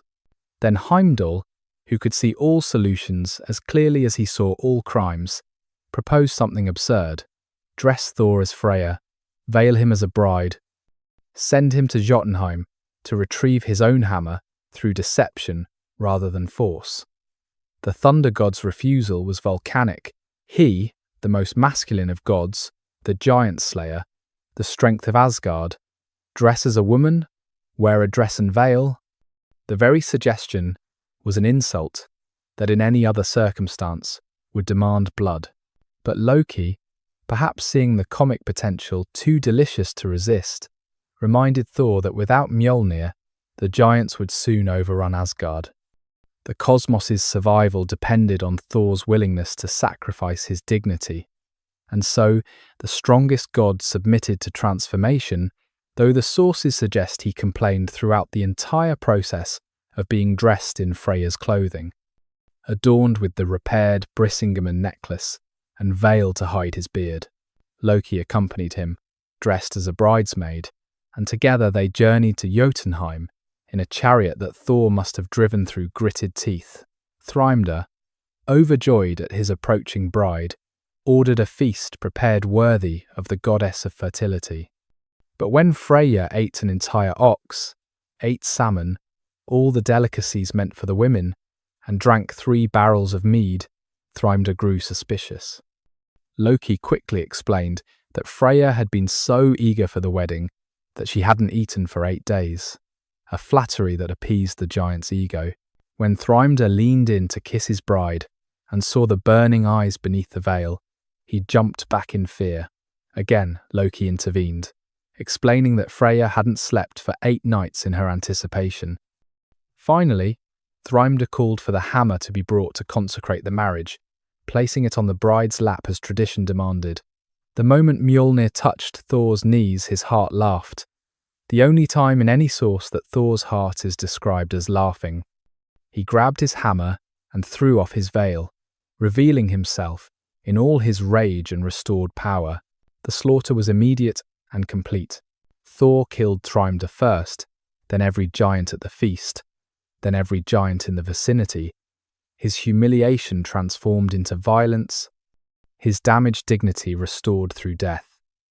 He and Loki returned to Asgard, where presumably the other gods had the wisdom not to mention the incident, though one imagines it became a story told in whispers and smirks whenever Thor was absent. Walking the Hell Road, you find yourself on a horse that shouldn't exist. Sleipnir, Odin's 8-legged child of Loki, and even seated, you can feel its nature as something between worlds. You are Hermod, or you are with Hermod, or you are experiencing Hermod's journey. The boundaries unclear in this space between life and death. Balder is dead, killed by mistletoe and Loki's cunning, and you ride to retrieve him from Hel's domain, carrying the desperate hope of all Asgard. For 9 nights, you ride northward and downward, though direction loses meaning in this journey. The path is not dark but dim, lit by no sun or stars but by something else. Perhaps the phosphorescence of decay, perhaps the memory of light from the world above. Sleipnir's 8 legs move in rhythms that shouldn't work but do, a galloping that sounds like a funeral dirge played on drums made from the cosmos's skin. You reach the river Gjöll, which means loud or resounding, and you hear why. The river roars with the sounds of everyone who has ever died. Their last words, their death rattles, their final screams or sighs all mingled into one overwhelming cacophony. The bridge Galabru arches over it, thatched with gold that gleams without light source. Mothgertha, the maiden who guards the bridge, challenges you, noting that you make more noise crossing than 5 full troops of dead men did the day before. She sees you still have the colour of life and asks your purpose in her grey realm. When you speak Baldur's name and your mission, she nods and points downward and northward, saying Baldur passed this way, heading to Hell's Hall. You continue, and the landscape becomes increasingly abstract, less physical geography and more emotional topology. You pass through valleys that are shaped like grief, over hills that feel like the weight of absence. The dead are everywhere but nowhere, present as pressure rather than presence, watching without eyes.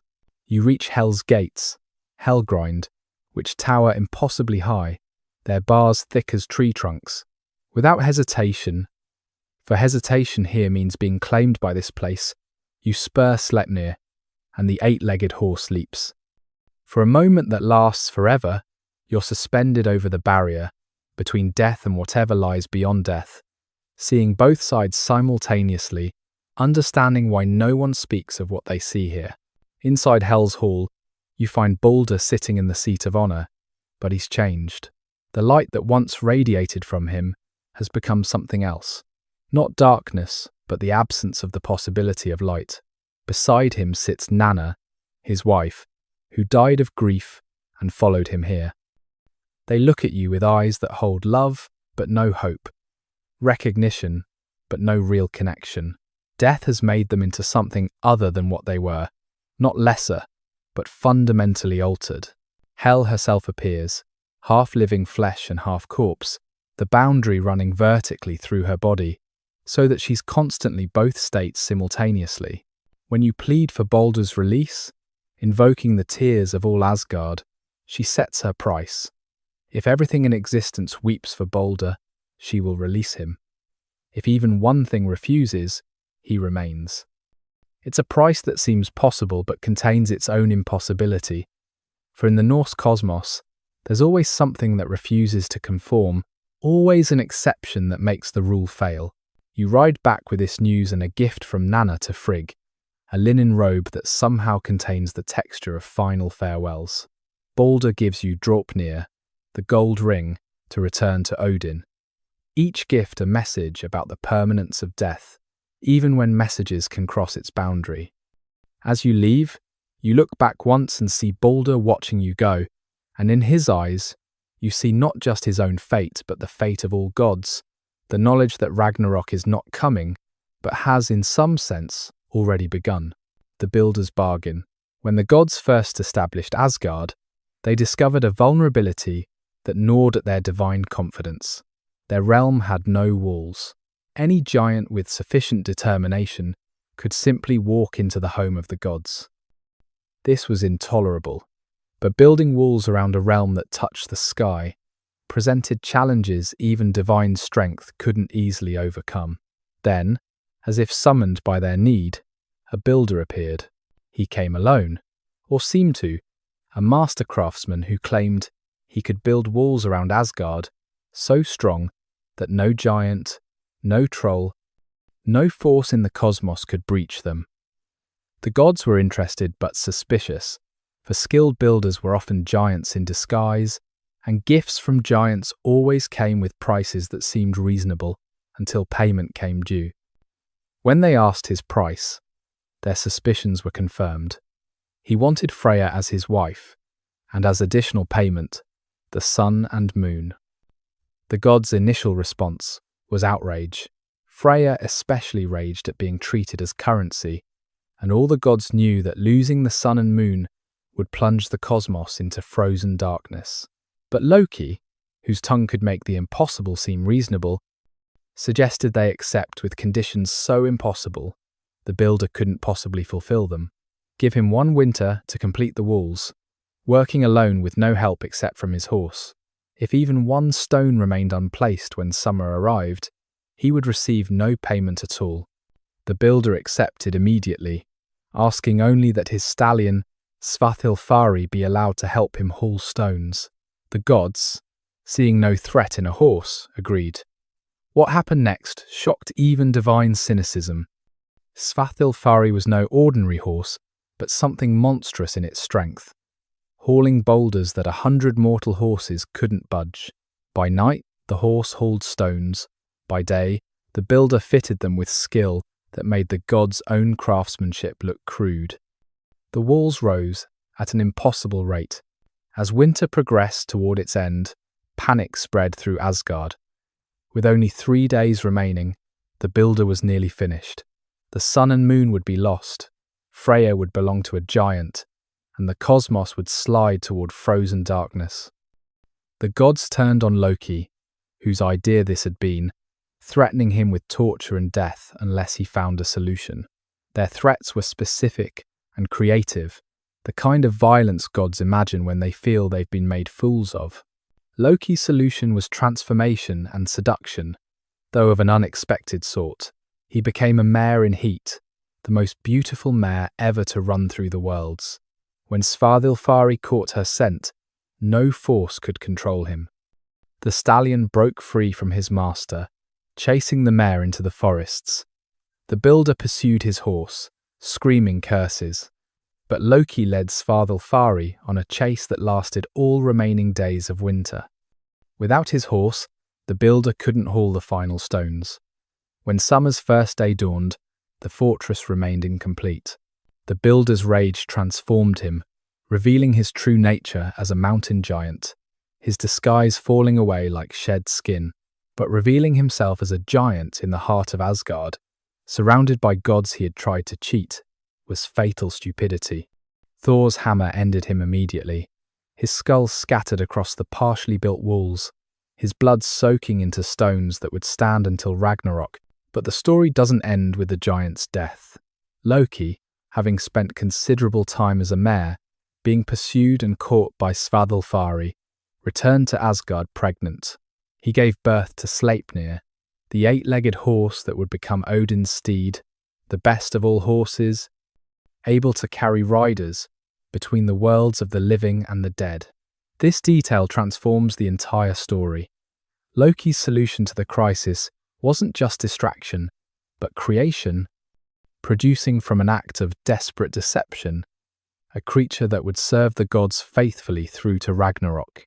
Twilight's herald, Balder the Beautiful, most beloved of the gods, began having dreams of his own death. In the Norse cosmos, where prophecy and fate interweave with present reality, such dreams were not psychological phenomena, but glimpses of fixed futures. When Balder shared these dreams with the other gods, dread spread through Asgard like winter frost, for Balder's death had been prophesied as the first sign of Ragnarok's approach. Frigg, Balder's mother, took action with the desperate determination of a parent fighting fate itself. She travelled through all 9 worlds, extracting oaths from everything in existence not to harm her son. Fire swore not to burn him, water not to drown him, iron not to cut him, stones not to crush him. Every disease, every animal, every poison, every plant gave their word. Only the mistletoe, growing on the oak tree's bark, was deemed too young and innocent to be dangerous, too insignificant to bother with an oath. The gods, relieved by Frigg's success, made a game of Balder's invulnerability. They would gather in the courtyard and throw weapons at him, shoot arrows, strike with swords, and everything would bounce off or swerve away, unable to break its oath. Balder stood laughing in the centre of this divine game, untouchable, seemingly removed from the fate that governs all things. But Loki watched these games with different eyes, seeing in them not celebration but opportunity. Disguised as an old woman, Loki visited Frigg, and through careful conversation, learned about the overlooked mistletoe. He found the plant, fashioned it into a dart, and returned to the god's game. There he found Hother, Balder's blind brother, standing apart from the celebration. Loki offered to guide Hother's hand, so he too could participate in honouring Balder. The blind god threw the mistletoe dart with Loki's guidance, and it pierced Baldur's heart. The most beautiful god fell dead, killed by the weakest weapon wielded by the hand that couldn't see its target. Blood Eagle and Ring Giver, the mythology we've been exploring, didn't exist in some abstract theological space, but lived in the hearts and halls of the Vikings, those seafaring warriors whose age stretched roughly from the late 8th to the mid-11th century. They carved the names of their gods on sword blades, whispered prayers to Thor before battle, and dedicated their victories to Odin, even knowing he would eventually betray them. The myths shaped their lives, and their lives shaped how we understand the myths. The Viking warrior culture revolved around concepts the mythology reinforced: honor through combat, death in battle as the highest achievement, the importance of reputation that outlasts life. When they performed the Blood Eagle, that possibly mythical form of execution, where an enemy's ribs were cut from the spine and pulled outward like wings, with the lungs extracted and salted, they were offering a sacrifice to Odin, transforming execution into religious ritual. Whether this actually happened, or was literary exaggeration, its presence in the sagas shows how violence and religion intertwined in Viking thought. Kings claimed descent from gods, particularly from Freya or Odin, using mythology to legitimize power. The Swedish Yngling dynasty traced their lineage back to Yngvi Freya, while Norwegian kings often claimed Odin as ancestor, despite his reputation for betrayal. These genealogies weren't mere propaganda, but expressions of belief that divine blood literally flowed through royal veins, that the boundary between god and human was permeable through breeding and glory. Skalds, the poet-historians of Viking culture, wielded words as weapons and shields, preserving memory and shaping reputation. They called gold Freya's tears, or Sif's hair, the ocean whale road, or Aegir's brew, creating kennings that required mythological knowledge to decode. A skilled skald could destroy a king's reputation more thoroughly than any military defeat, or elevate a minor chieftain to legendary status. They were living libraries of mythology, walking temples where God's stories were preserved. The Vikings wore Thor's hammer pendants, as Christians would later wear crosses, though with different meaning. The hammer represented not salvation, but protection, not love, but strength. Archaeological finds show these hammers, ranging from simple iron loops to elaborate silver artifacts, worn by warriors and farmers alike. When Christianity began penetrating Scandinavia, some craftsmen created molds that could produce either hammers or crosses, suggesting a pragmatic approach to divine allegiance. Ships were burned or buried with their wealthy dead, filled with grave goods for the afterlife journey. The Oseberg ship, discovered in Norway, contained 2 women's bodies, along with sleds, beds, tapestries, and household items, suggesting they expected to need earthly comforts in whatever realm they reached. Some graves contained horses and dogs, slaves and servants, killed to accompany their masters, showing that Viking mythology's promise of continued existence after death was taken literally enough to justify human sacrifice. Berserkers, warriors who fought in an ecstatic fury, claimed to channel Odin's battle madness. They would bite their shields, foam at the mouth, and fight with strength that seemed superhuman, feeling neither pain nor fear. Whether achieved through ritual, mushrooms, or psychological conditioning, their transformation represented mythology made flesh, the god's own battle fury manifested in human bodies. They were feared even by their allies, for in their state, they couldn't distinguish friend from foe. The Thing assemblies, where laws were made and disputes settled, began with the invocation of the gods and the establishment of sacred space. Violence was forbidden at the Thing, enforced by religious sanction rather than military power. Here, mythology structured society, providing the framework for justice and governance. Even outlaws, those placed outside the law's protection, were described as being handed over to the trolls and giants, expelled from the ordered world the gods protected. When Iceland converted to Christianity in the year 1000, it was done through legal procedure at the Althing, their general assembly, rather than through conquest. The law speaker, after sitting under his cloak for a day and night in meditation, declared that Iceland would be Christian, but that private worship of the old gods would continue. This pragmatic conversion shows how deeply embedded, yet surprisingly flexible Norse mythology was, able to coexist with a new religious framework, rather than requiring a fight to the death. The binding of Fenrir. Among Loki's children, Fenrir the wolf grew fastest and most fearsome, fed by the Aesir in Asgard itself, because they dared not break the sanctity of their realm by killing him there. Each day he grew larger, his appetite increasing, his strength multiplying, until the gods could no longer ignore the prophecies that proclaimed he would devour Odin at Ragnarok. They decided to bind him. But binding a wolf destined to kill the highest god required more than simple chains. Their first attempt was with lading, a chain strong enough to hold any normal creature. They presented it to Fenrir as a test of his strength, appealing to his pride. The wolf let them bind him and broke free with a single flex of his muscles. The gods applauded his strength, while fear grew in their hearts. They forged Dromi, twice as strong as lading, and again Fenrir allowed himself to be bound, though with more suspicion. He strained harder, but still broke free, and the gods knew that normal metallurgy couldn't contain cosmic doom. In desperation, they sent Odin's messenger to the dwarves, those craftsmen who could forge impossibilities. The dwarves created Gleipnir, a ribbon soft as silk and thin as thread, made from 6 impossible things: the sound of a cat's footsteps, the beard of a woman, the roots of a mountain, the sinews of a bear, the breath of a fish, and the spittle of a bird. These things that don't exist were woven into something that did, a paradox of binding that could hold a paradox of fate.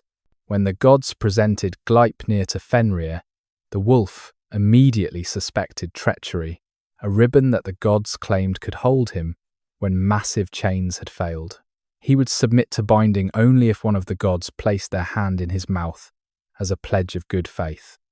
The gods looked at each other, knowing this was deception, knowing whoever gave their hand would lose it. Only Tyr stepped forward, the god of justice and war, placing his right hand between Fenrir's jaws. The binding held. Fenrir strained and struggled, but Gleipnir only tightened. The wolf bit down, severing Tyr's hand at the wrist, the god accepting maiming as the price of cosmic security.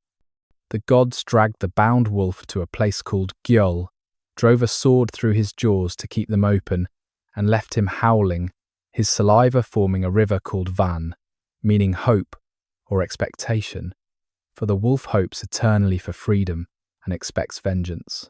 Serpents in the deep, far beneath the ocean's surface, in waters so deep that no light has ever touched them.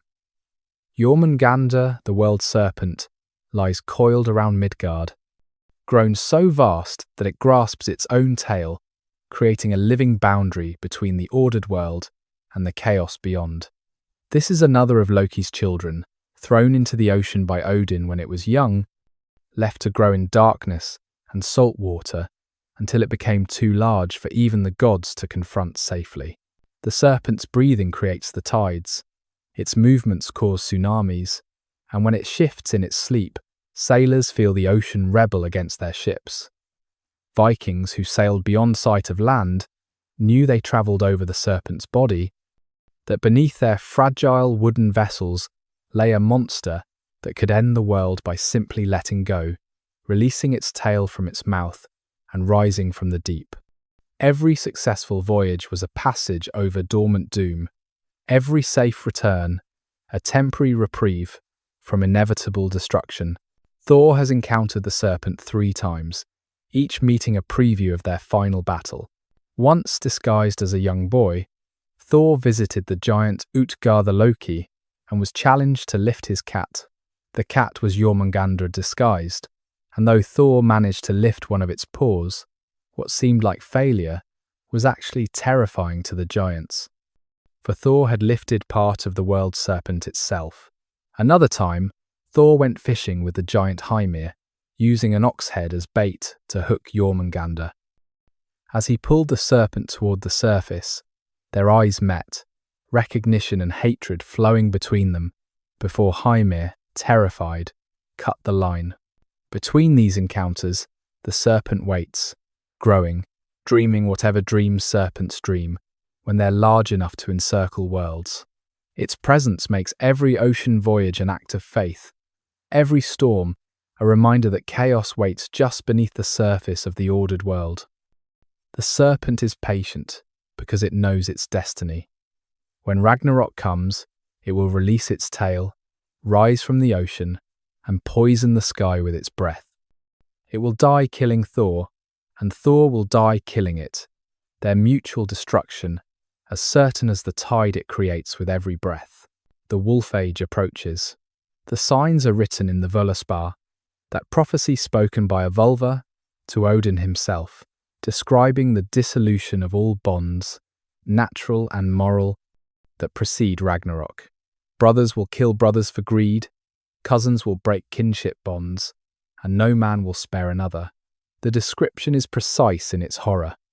An axe age when weapons speak louder than words, a sword age when shields are cloven, a wind age when storms tear the world tree's branches, a wolf age when the wolves of greed and violence devour all human kindness, and all this before the world's ending.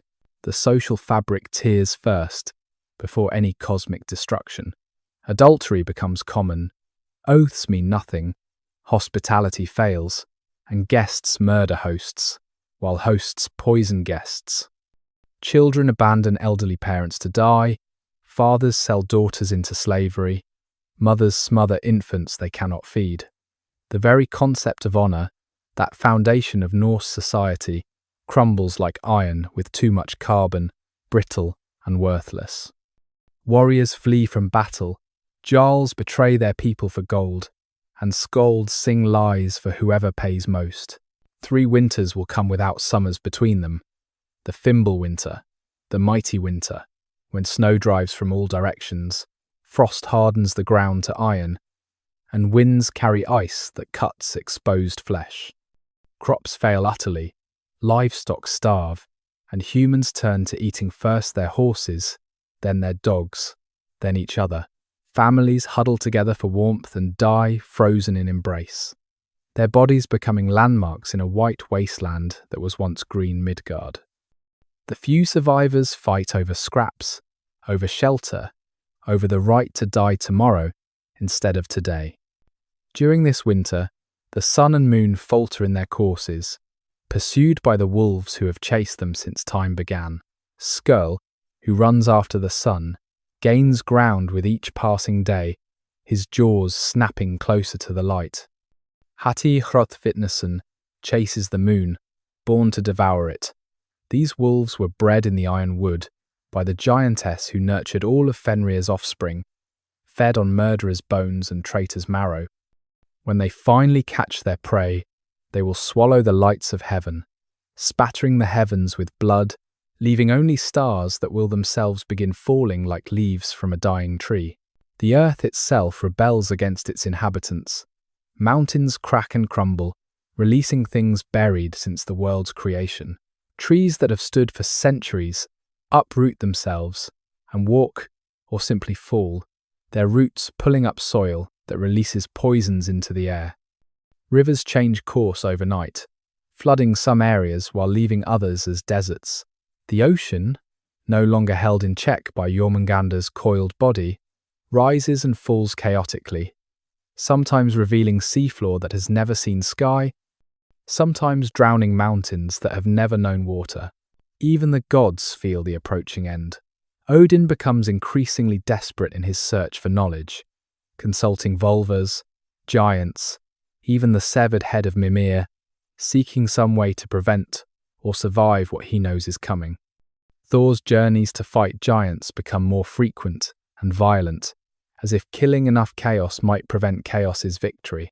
Frigg weeps constantly for Balder, her tears becoming the morning dew that freezes immediately in the endless winter.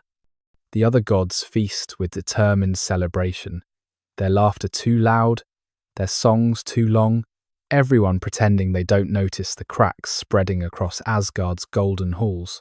The dwarves, those master craftsmen, seal themselves in their underground workshops, forging weapons and artifacts with desperate intensity, though they won't say who will wield them or why they matter if everything will end. The elves, both light and dark, withdraw entirely from contact with other beings, their borders becoming impenetrable mist. Giants gather in Jotunheim and Muspelheim, sharpening weapons that have been words of prophecy for so long, they've forgotten they were once meant to cut and kill.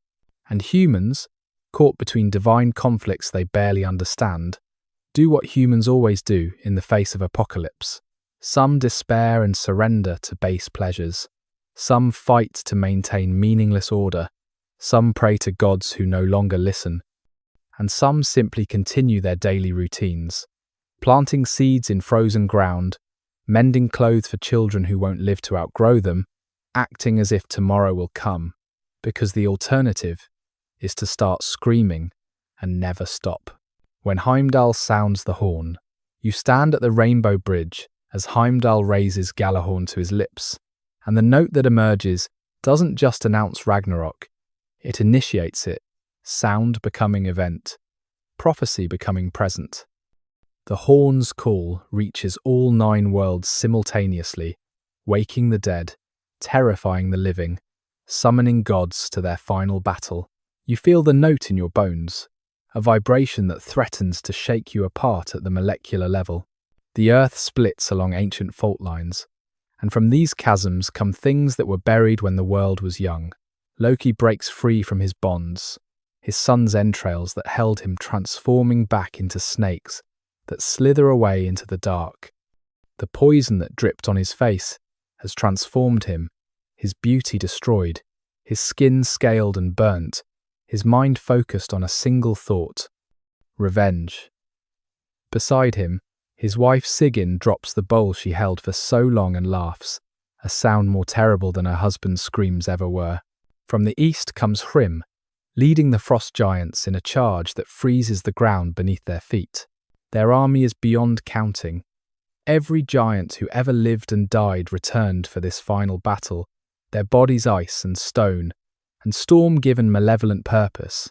The ship Naglfar breaks free from its mooring, its hull made from dead men's untrimmed fingernails, centuries of improper burial, providing the material for this vessel of doom. Loki steers it, bringing the armies of Muspelheim, those fire giants who have waited since before creation for their moment to burn everything. You watch Fenrir break his binding, Gleipnir snapping like ordinary thread when prophecy demands it. The wolf has grown beyond comprehension during his bondage, his lower jaw scraping the ground, while his upper jaw presses against the sky's dome. Fire streams from his eyes and nostrils, and his howl makes the world tree shake from root to crown. His sons, Skull and Hati, successful at last, vomit up the sun and moon's remains, leaving the sky dark, except for the flames spreading across all worlds. Jormungandr releases its tail and rises from the ocean, a wall of scales and poison, ascending beyond sight. The serpent's emergence creates tsunamis that dwarf mountains, walls of water carrying drowned cities, dead whales, and the accumulated detritus of the ocean's depths. Its breath poisons the air, killing birds in flight, withering plants at the root, making the very act of breathing deadly. Where the serpent moves, it leaves a trail of toxic sludge that will ensure nothing ever grows again. The gods arm themselves with the knowledge of defeat. Odin dons his golden helmet and mail coat, taking up Gungnir, the spear that never misses but will not save him. Thor grips Mjölnir, lightning crackling around him, his face grim with the knowledge that his greatest victory will also be his death. Freya realizes he traded his sword for love and must face Surtur with only an antler, courage without hope. They march across Bifrost for the last time, the rainbow bridge cracking under the weight of divine doom. You stand on Yggdrasil, the field where the last battle will occur, a plain so vast that it stretches beyond horizons large enough to hold all the armies of all the worlds. The Einherjar pour from Valhalla's 540 doors, 800 warriors through each door, their practice battles preparing them for this moment, when practice becomes purpose. They sing as they march, not songs of victory but songs of ending, beautiful and terrible and final. The last day, the battle of Ragnarok doesn't unfold as mortals understand battles, with lines and flanks and strategies, but as pure cosmic violence. Every individual conflict part of a larger dissolution. Odin faces Fenrir, and the wolf's mouth opens wide enough to swallow the world. The All-Father charges directly into those jaws, his spear piercing the wolf's throat, even as the teeth close around him. Odin dies as he lived, seeking knowledge even in death, experiencing the ultimate wisdom of ending. Vidar, Odin's silent son, arrives too late to save his father, but not too late for vengeance. His thick boot, made from all the leather scraps ever discarded by cobblers throughout time, props open Fenrir's lower jaw, while his hands tear the upper jaw apart, ripping the wolf in half. Thor and Jormungandr meet for their fourth and final encounter. No disguises or tricks this time, just Thunder God against World Serpent in combat that shakes reality's foundations. Thor's hammer strikes with enough force to shatter mountains that no longer exist, each blow breaking through scales that could turn any other weapon. The serpent's fangs drip venom that burns through Thor's armor like water through paper. They fight with the fury of destinies fulfilled, each knowing this battle was written into existence's structure from the beginning. Thor's final blow caves in Jormungandr's skull, Mjölnir delivering death to the Chaos Serpent. But as the World Serpent dies, it exhales a cloud of poison that envelops the Thunder God. Thor staggers 9 steps, the number sacred and final, before falling dead, his victory and defeat inseparable. The greatest defender of Midgard, and the greatest threat to it die within moments of each other, their conflict resolved only through mutual annihilation. Freya faces Surtur, and the fire giant's sword, which has burned since before the gods existed, cuts through the air with heat that melts iron at a distance. Freya fights brilliantly with his antler, showing that courage matters even when victory is impossible. But without his sword, traded long ago for the giantess Gerd's love, he cannot match Surtur's reach. The fire giant's blade splits Freya from shoulder to hip, and as the god falls, Surtur steps over his body to begin the burning of the world tree itself. Loki and Heimdall find each other on the battlefield, the trickster and the watchman, the keeper of secrets and the seer of all. They've hated each other for ages, Heimdall witnessing every crime Loki committed, Loki knowing Heimdall could have prevented them, but chose watching over acting.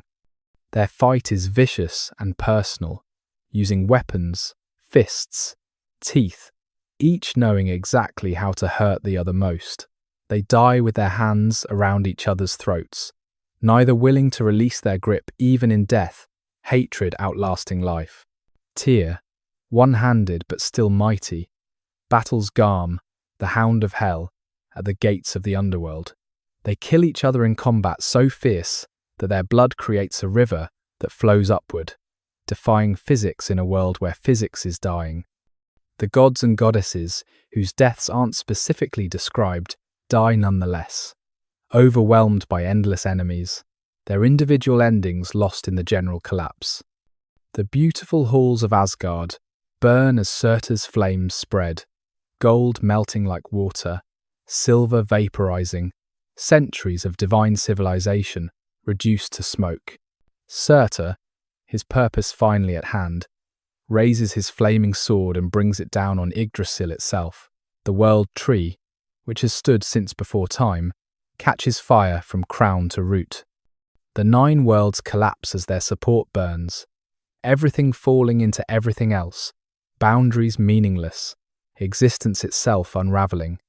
The fire spreads to consume not just physical reality, but the concepts that underlie it, burning away the very possibility of cosmos, leaving only void, not even the pregnant void of Ginnungagap, but true nothingness, absence without potential. The earth sinks into the sea, but the sea itself is boiling away, becoming steam that has nowhere to rise because sky no longer exists. Stars fall, not because they're pulled down, but because down and up lose meaning, direction itself, dying with everything else. The last image of the old cosmos is Surtur's sword, still burning, consuming itself after everything else is gone, until even fire ends, even ending ends, and there is nothing after the flames. But ending in Norse mythology is never quite ending. From the void, like an echo of the cosmos's first beginning, land rises again from the retreating waters. This new earth is green and fertile, unscarred by the conflicts that destroyed its predecessor.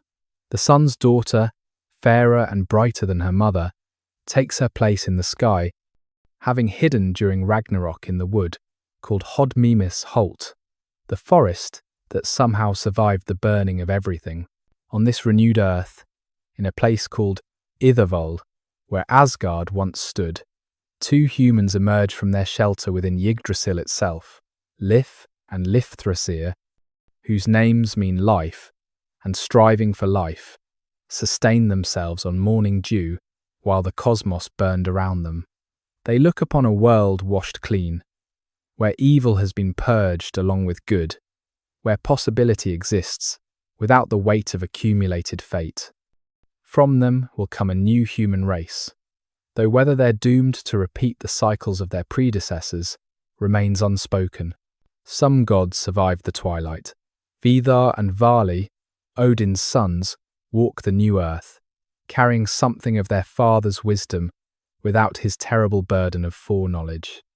Thor's sons, Mothi and Magni, inherit Mjölnir, though in this new world there are no giants to fight, no chaos to beat back with thunder.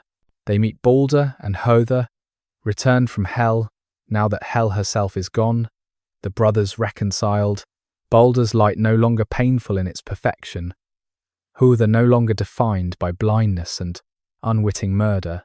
These surviving gods find the golden playing pieces the Aesir used for their games in the grass of the new Asgard, the only physical remnants of the previous cosmos. They sit and speak of what was, remembering Odin and Thor, Loki and Heimdall, the giants and dwarves and elves, all the complexity and conflict that defined existence. But their memories are distant, like dreams upon waking, present but not pressing, acknowledged but not mourned. They are gods for a new cosmos, unburdened by the old cosmos's accumulation of word and prophecy. Hoenir, who was once traded to the Vanir as a hostage, returns from wherever he sheltered during the destruction, now able to divine the future without Mimir's counsel.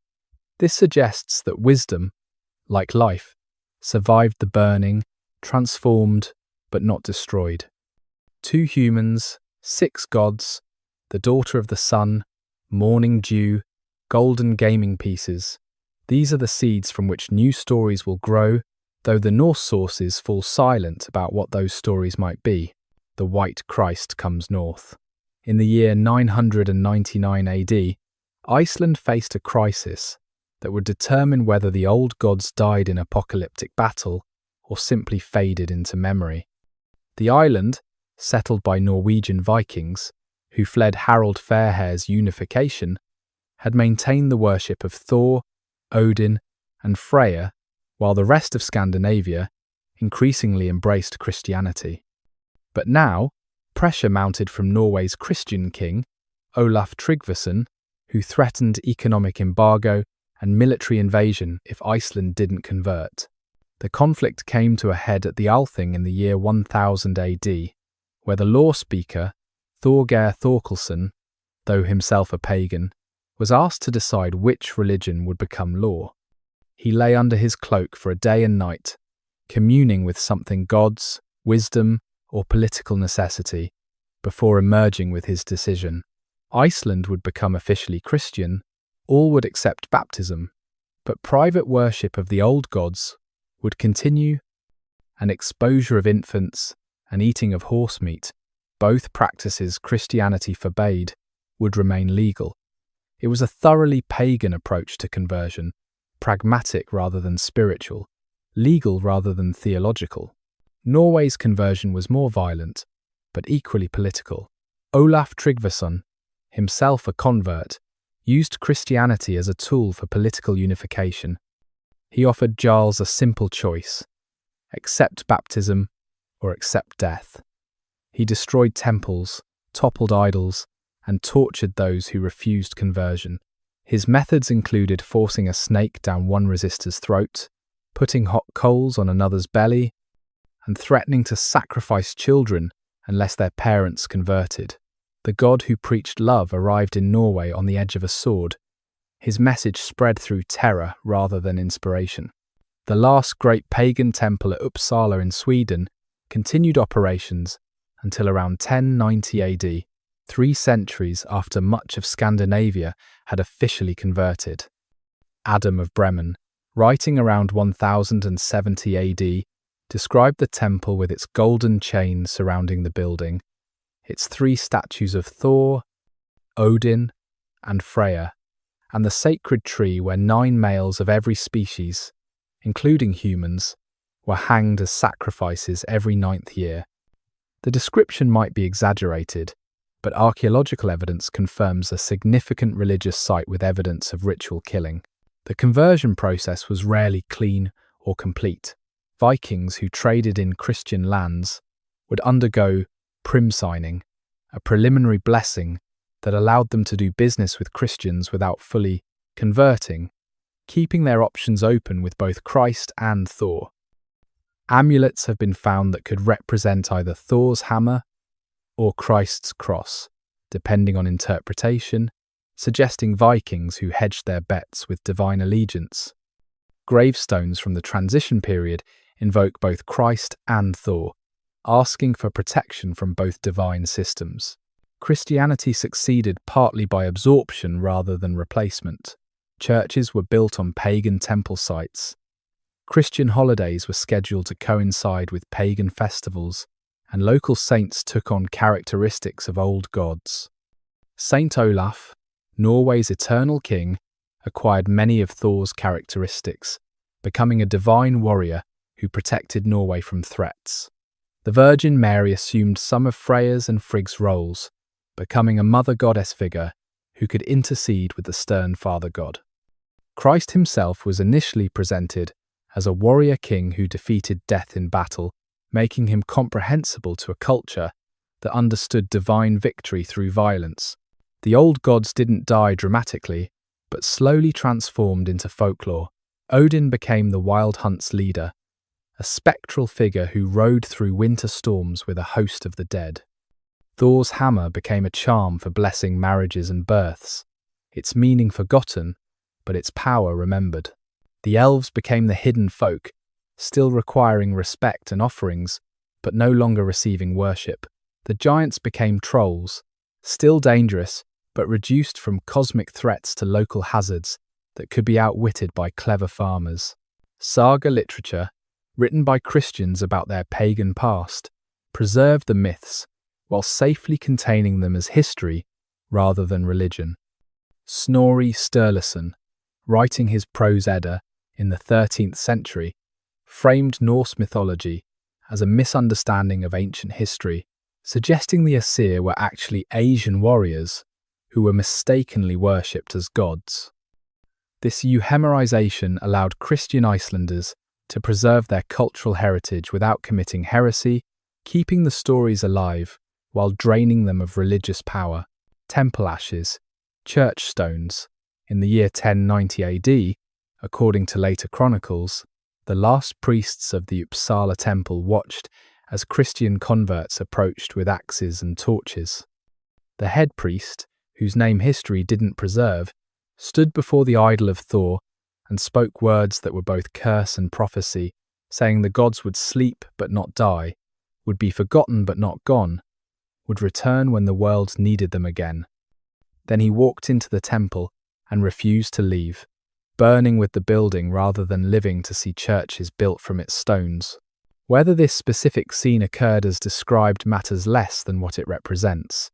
The moment when organized worship of the Norse gods ended, when the last people who truly believed in Odin's wisdom and Thor's protection died or converted, when mythology became memory. The stones from pagan temples were indeed used to build churches. Physical continuity masking spiritual rupture, runestones were incorporated into church walls, their invocations to Thor plastered over but still present beneath, waiting to be discovered by future archaeologists. An old woman in Iceland, one of the last to remember the temples, told her grandchildren about the time she saw Thor's statue cry blood when the bishop ordered it destroyed. She described how the wooden figure seemed to shrink into itself, becoming smaller and older and sadder, until it was just wood again, the god having departed or never having been there at all. Her grandchildren, raised Christian, listened politely but didn't believe. Though they remembered her stories and told them to their own children, each generation adding distance between themselves and genuine belief. The skalds adapted, becoming court poets who praised Christian kings with the same elaborate kennings they'd once used for pagan heroes. Where they once called gold Sif's hair, they now called it Rome's tears, replacing pagan references with Christian ones while maintaining the form. Some inserted subtle pagan imagery into Christian verse, a kind of poetic resistance that preserved mythological knowledge within acceptable Christian frameworks. They became custodians of dangerous memory, keeping the old stories alive while pretending they were merely entertainment. Whispers in runes. The runestones scattered across Scandinavia stand as silent witnesses to the transition between worlds, their inscriptions preserving the moment when Thor's hammer gave way to Christ's cross. These monuments, carved in stone that has outlasted the faith that created them, speak in a script that even most Scandinavians can no longer read, their messages becoming more mysterious as centuries pass. The Jelling stones in Denmark, erected by Harald Bluetooth around 965 AD, explicitly document this transition. The larger stone declares Harald won all of Denmark and Norway and made the Danes Christian, with Christ depicted entangled in ribbons that look suspiciously like the world serpent. The artistic style remains purely Nordic, even as the subject matter shifts to Christian themes, suggesting conversion was as much about political power as spiritual transformation. Swedish runestones often contain layered messages, invoking Christ while maintaining pagan formulaic phrases. May Thor hallow these runes appears on supposedly Christian monuments, either through habit, hedging bets, or subtle resistance. The Ruck stone, Sweden's most famous runestone, contains references to Theodoric, the Goth, and apocalyptic battles that could be either Christian Judgment Day or pagan Ragnarok, its ambiguity perhaps intentional. The runes themselves were considered magical independent of their religious context. Even after conversion, people carved runes for healing, protection, and cursing, their power derived from their form rather than the gods who supposedly created them. The church tried to ban runic writing as pagan superstition, but it persisted in folk practice, carved on door frames to protect houses, on tools to ensure their effectiveness, on weapons to guarantee victory. Modern archaeology continues to discover runestones, often built into church foundations or barn walls, their messages hidden for centuries. Each discovery is a voice from the transition period, someone wealthy enough to commission a stone monument, literate enough to have a message, and motivated enough to preserve their words in granite. They speak of inheritance disputes, trading voyages, deaths in far-off lands, bridge-building projects, and occasionally, carefully, of the old gods who still mattered enough to mention, even as their temples burned. The Wanderer returns. Odin never truly left, merely changed his clothes and name. As the Wild Hunt's leader, he rides through winter storms across Germanic lands, leading a host of the dead in eternal wandering. Children are warned to stay inside when the wind howls a certain way, when the clouds race too fast across the moon, when dogs bark at nothing visible. The wanderer god became a wanderer ghost, his missing eye and broad hat still recognizable to those who know how to look. In Wagner's 19th century operas, Odin returned as Wotan, the god's tragedy set to music that would have seemed impossible to Vikings who knew only drums and horns. Wagner's Ragnarok became Götterdämmerung, the twilight of the gods, transformed from cosmic necessity to psychological drama. His Odin was a god trapped by his own laws, seeking freedom through his own destruction, an interpretation that might have puzzled ancient believers, but captured something essential about the god's self-destructive wisdom-seeking. Victorian scholars and romantic nationalists resurrected Norse mythology as part of nation-building projects, seeking in Odin and Thor an alternative to classical Greek and Roman heritage. They sanitized the myths, removing the sexual violence and crude humor, transforming Viking warriors into noble savages and their gods into philosophical principles. This Baudelarized mythology became fodder for children's books and national propaganda, Odin, the All-Father, becoming a symbol of racial purity that would have confused a god who regularly shapeshifted across species and gender boundaries. The Nazis appropriated Norse symbols for their own mythology, turning the swastika, an ancient symbol that appeared on Viking artifacts, into an emblem of hate. They claimed descent from pure Nordic stock, ignoring the Vikings' enthusiastic mixing with every population they encountered. Himmler's SS used runic symbols and invoked Germanic paganism, creating a toxic association that still complicates legitimate interest in Norse mythology. The gods who were known for their eventual defeat were recruited for an ideology of eternal victory, an irony that would have amused Loki. In Iceland, interest in the old religion revived in the 1972, leading to the formation of Asatrúarfélagið, the Asatru Fellowship, officially recognized by the Icelandic government. They don't claim unbroken tradition from Viking times, but rather reconstruction based on available sources, an attempt to honor the old gods in a modern context. They perform marriages and naming ceremonies, celebrate seasonal festivals, and recently built the first pagan temple in Iceland in 1,000 years, though their theology tends toward metaphorical interpretation rather than literal belief in one-eyed wanderers and eight-legged horses. From Viking Hall to Marvel film, Thor's transition from god of thunder to comic book superhero began in 1962 when Stan Lee and Jack Kirby introduced him to Marvel Comics readers, transforming a red-bearded, gluttonous giant killer into a clean-shaven, noble alien prince. This Thor was not from divine Asgard, but from an advanced alien civilization. His hammer, not a giant-crushing weapon, but a tool that could only be lifted by the worthy, adding an Arthurian element, foreign to original mythology, where Thor's strength, not his morality, defined him.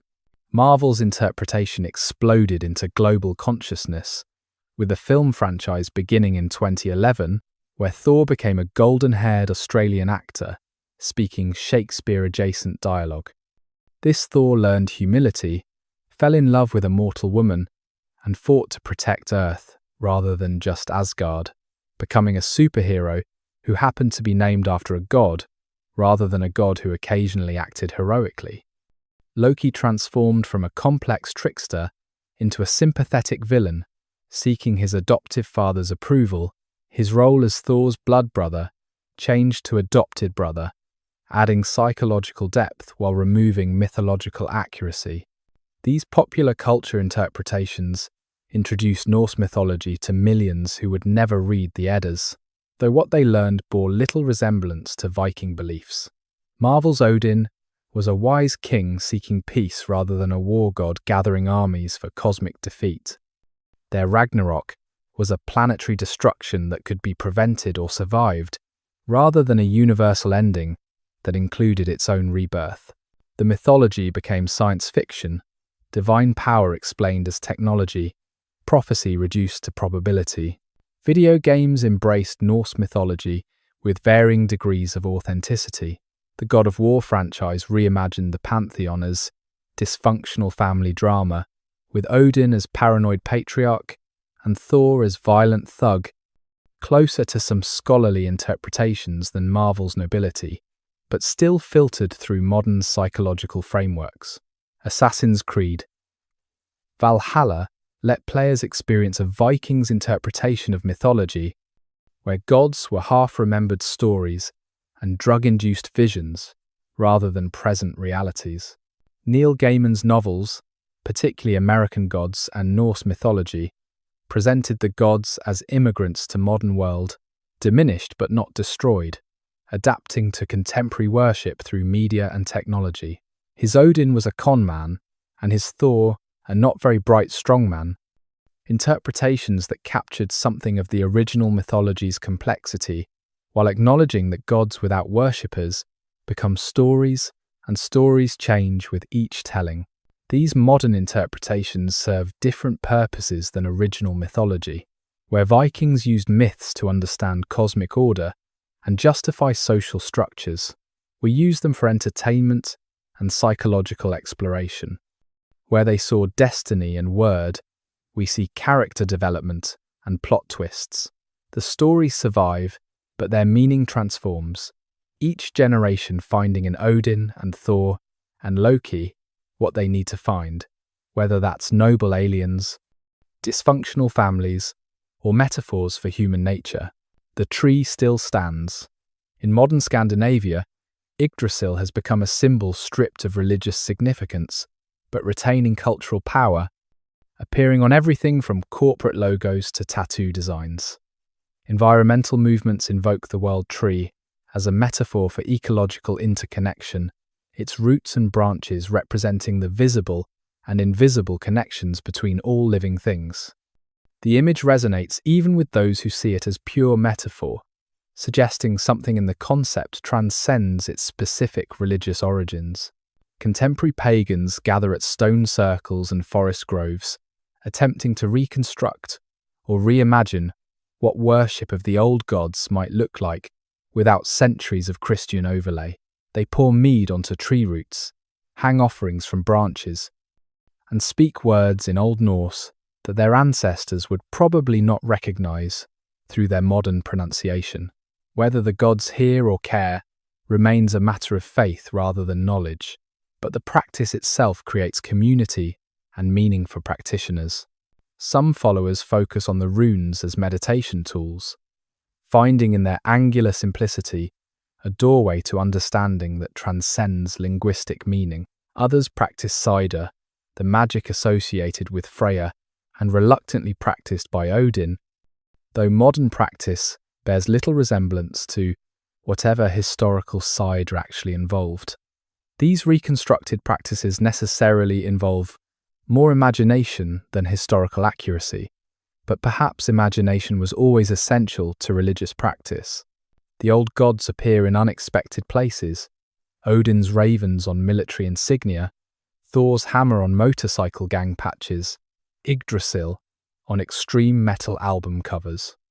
These uses range from sincere spiritual connection to pure aesthetic appreciation, from nationalist appropriation to countercultural rebellion. The symbols carry power independent of belief, resonating with something deeper than conscious understanding. In Iceland's volcanic landscape, some still leave offerings for the hidden folk, the elves and land spirits that represent a domesticated continuation of older beliefs. Construction projects have been rerouted to avoid disturbing elf habitats, whether from genuine belief or cultural respect for tradition, remains deliberately ambiguous. These practices suggest The old gods haven't died so much as transformed, becoming psychological rather than cosmic forces, cultural rather than religious entities. Echoes in Northern Lights. The aurora borealis dances across Nordic skies, as it has since before humans existed to observe it. But Vikings saw in those lights the reflections from Valkyrie's armor as they rode to collect the battle dead. Modern science explains the lights as solar particles interacting with Earth's magnetosphere, but the mythological interpretation captures something equally true about human need to find meaning in natural phenomena. Both explanations, the scientific and the mythological, are stories we tell to make sense of beauty that exceeds comprehension. Norse mythology endures because it never promised permanent victory, never claimed its gods were omnipotent or eternal, never separated divine from natural or sacred from profane. The gods were flawed, fate was inescapable, and even cosmos itself was temporary. This worldview, simultaneously tragic and heroic, resonates in a world that has learned through science what Vikings knew through intuition, that entropy increases, that all things end, that the universe tends toward cold and darkness.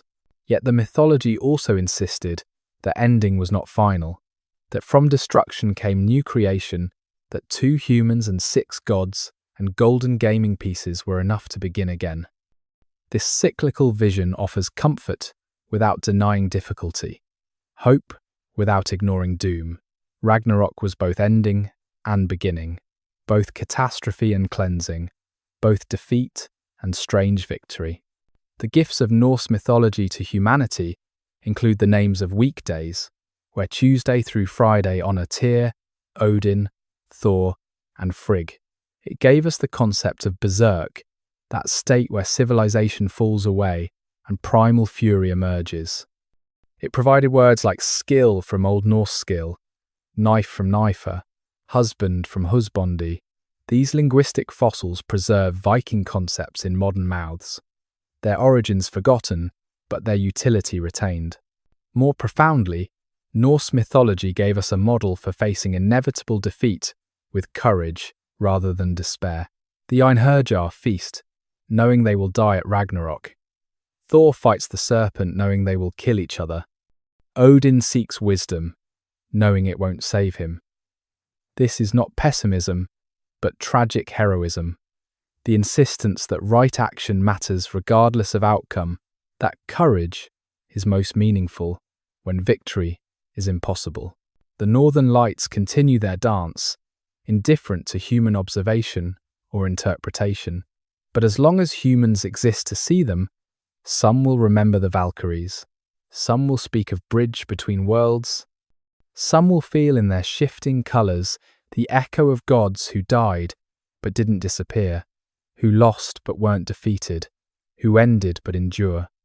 In that remembering, in that speaking, in that feeling, Yggdrasil still grows, its roots still drinking from wells of memory and fate, its branches still supporting worlds of possibility, waiting for whatever cosmic spring follows this long winter of forgetting. I'm thankful you've joined me in visiting these distant memories. Sleep soundly, held by the timeless quiet of history.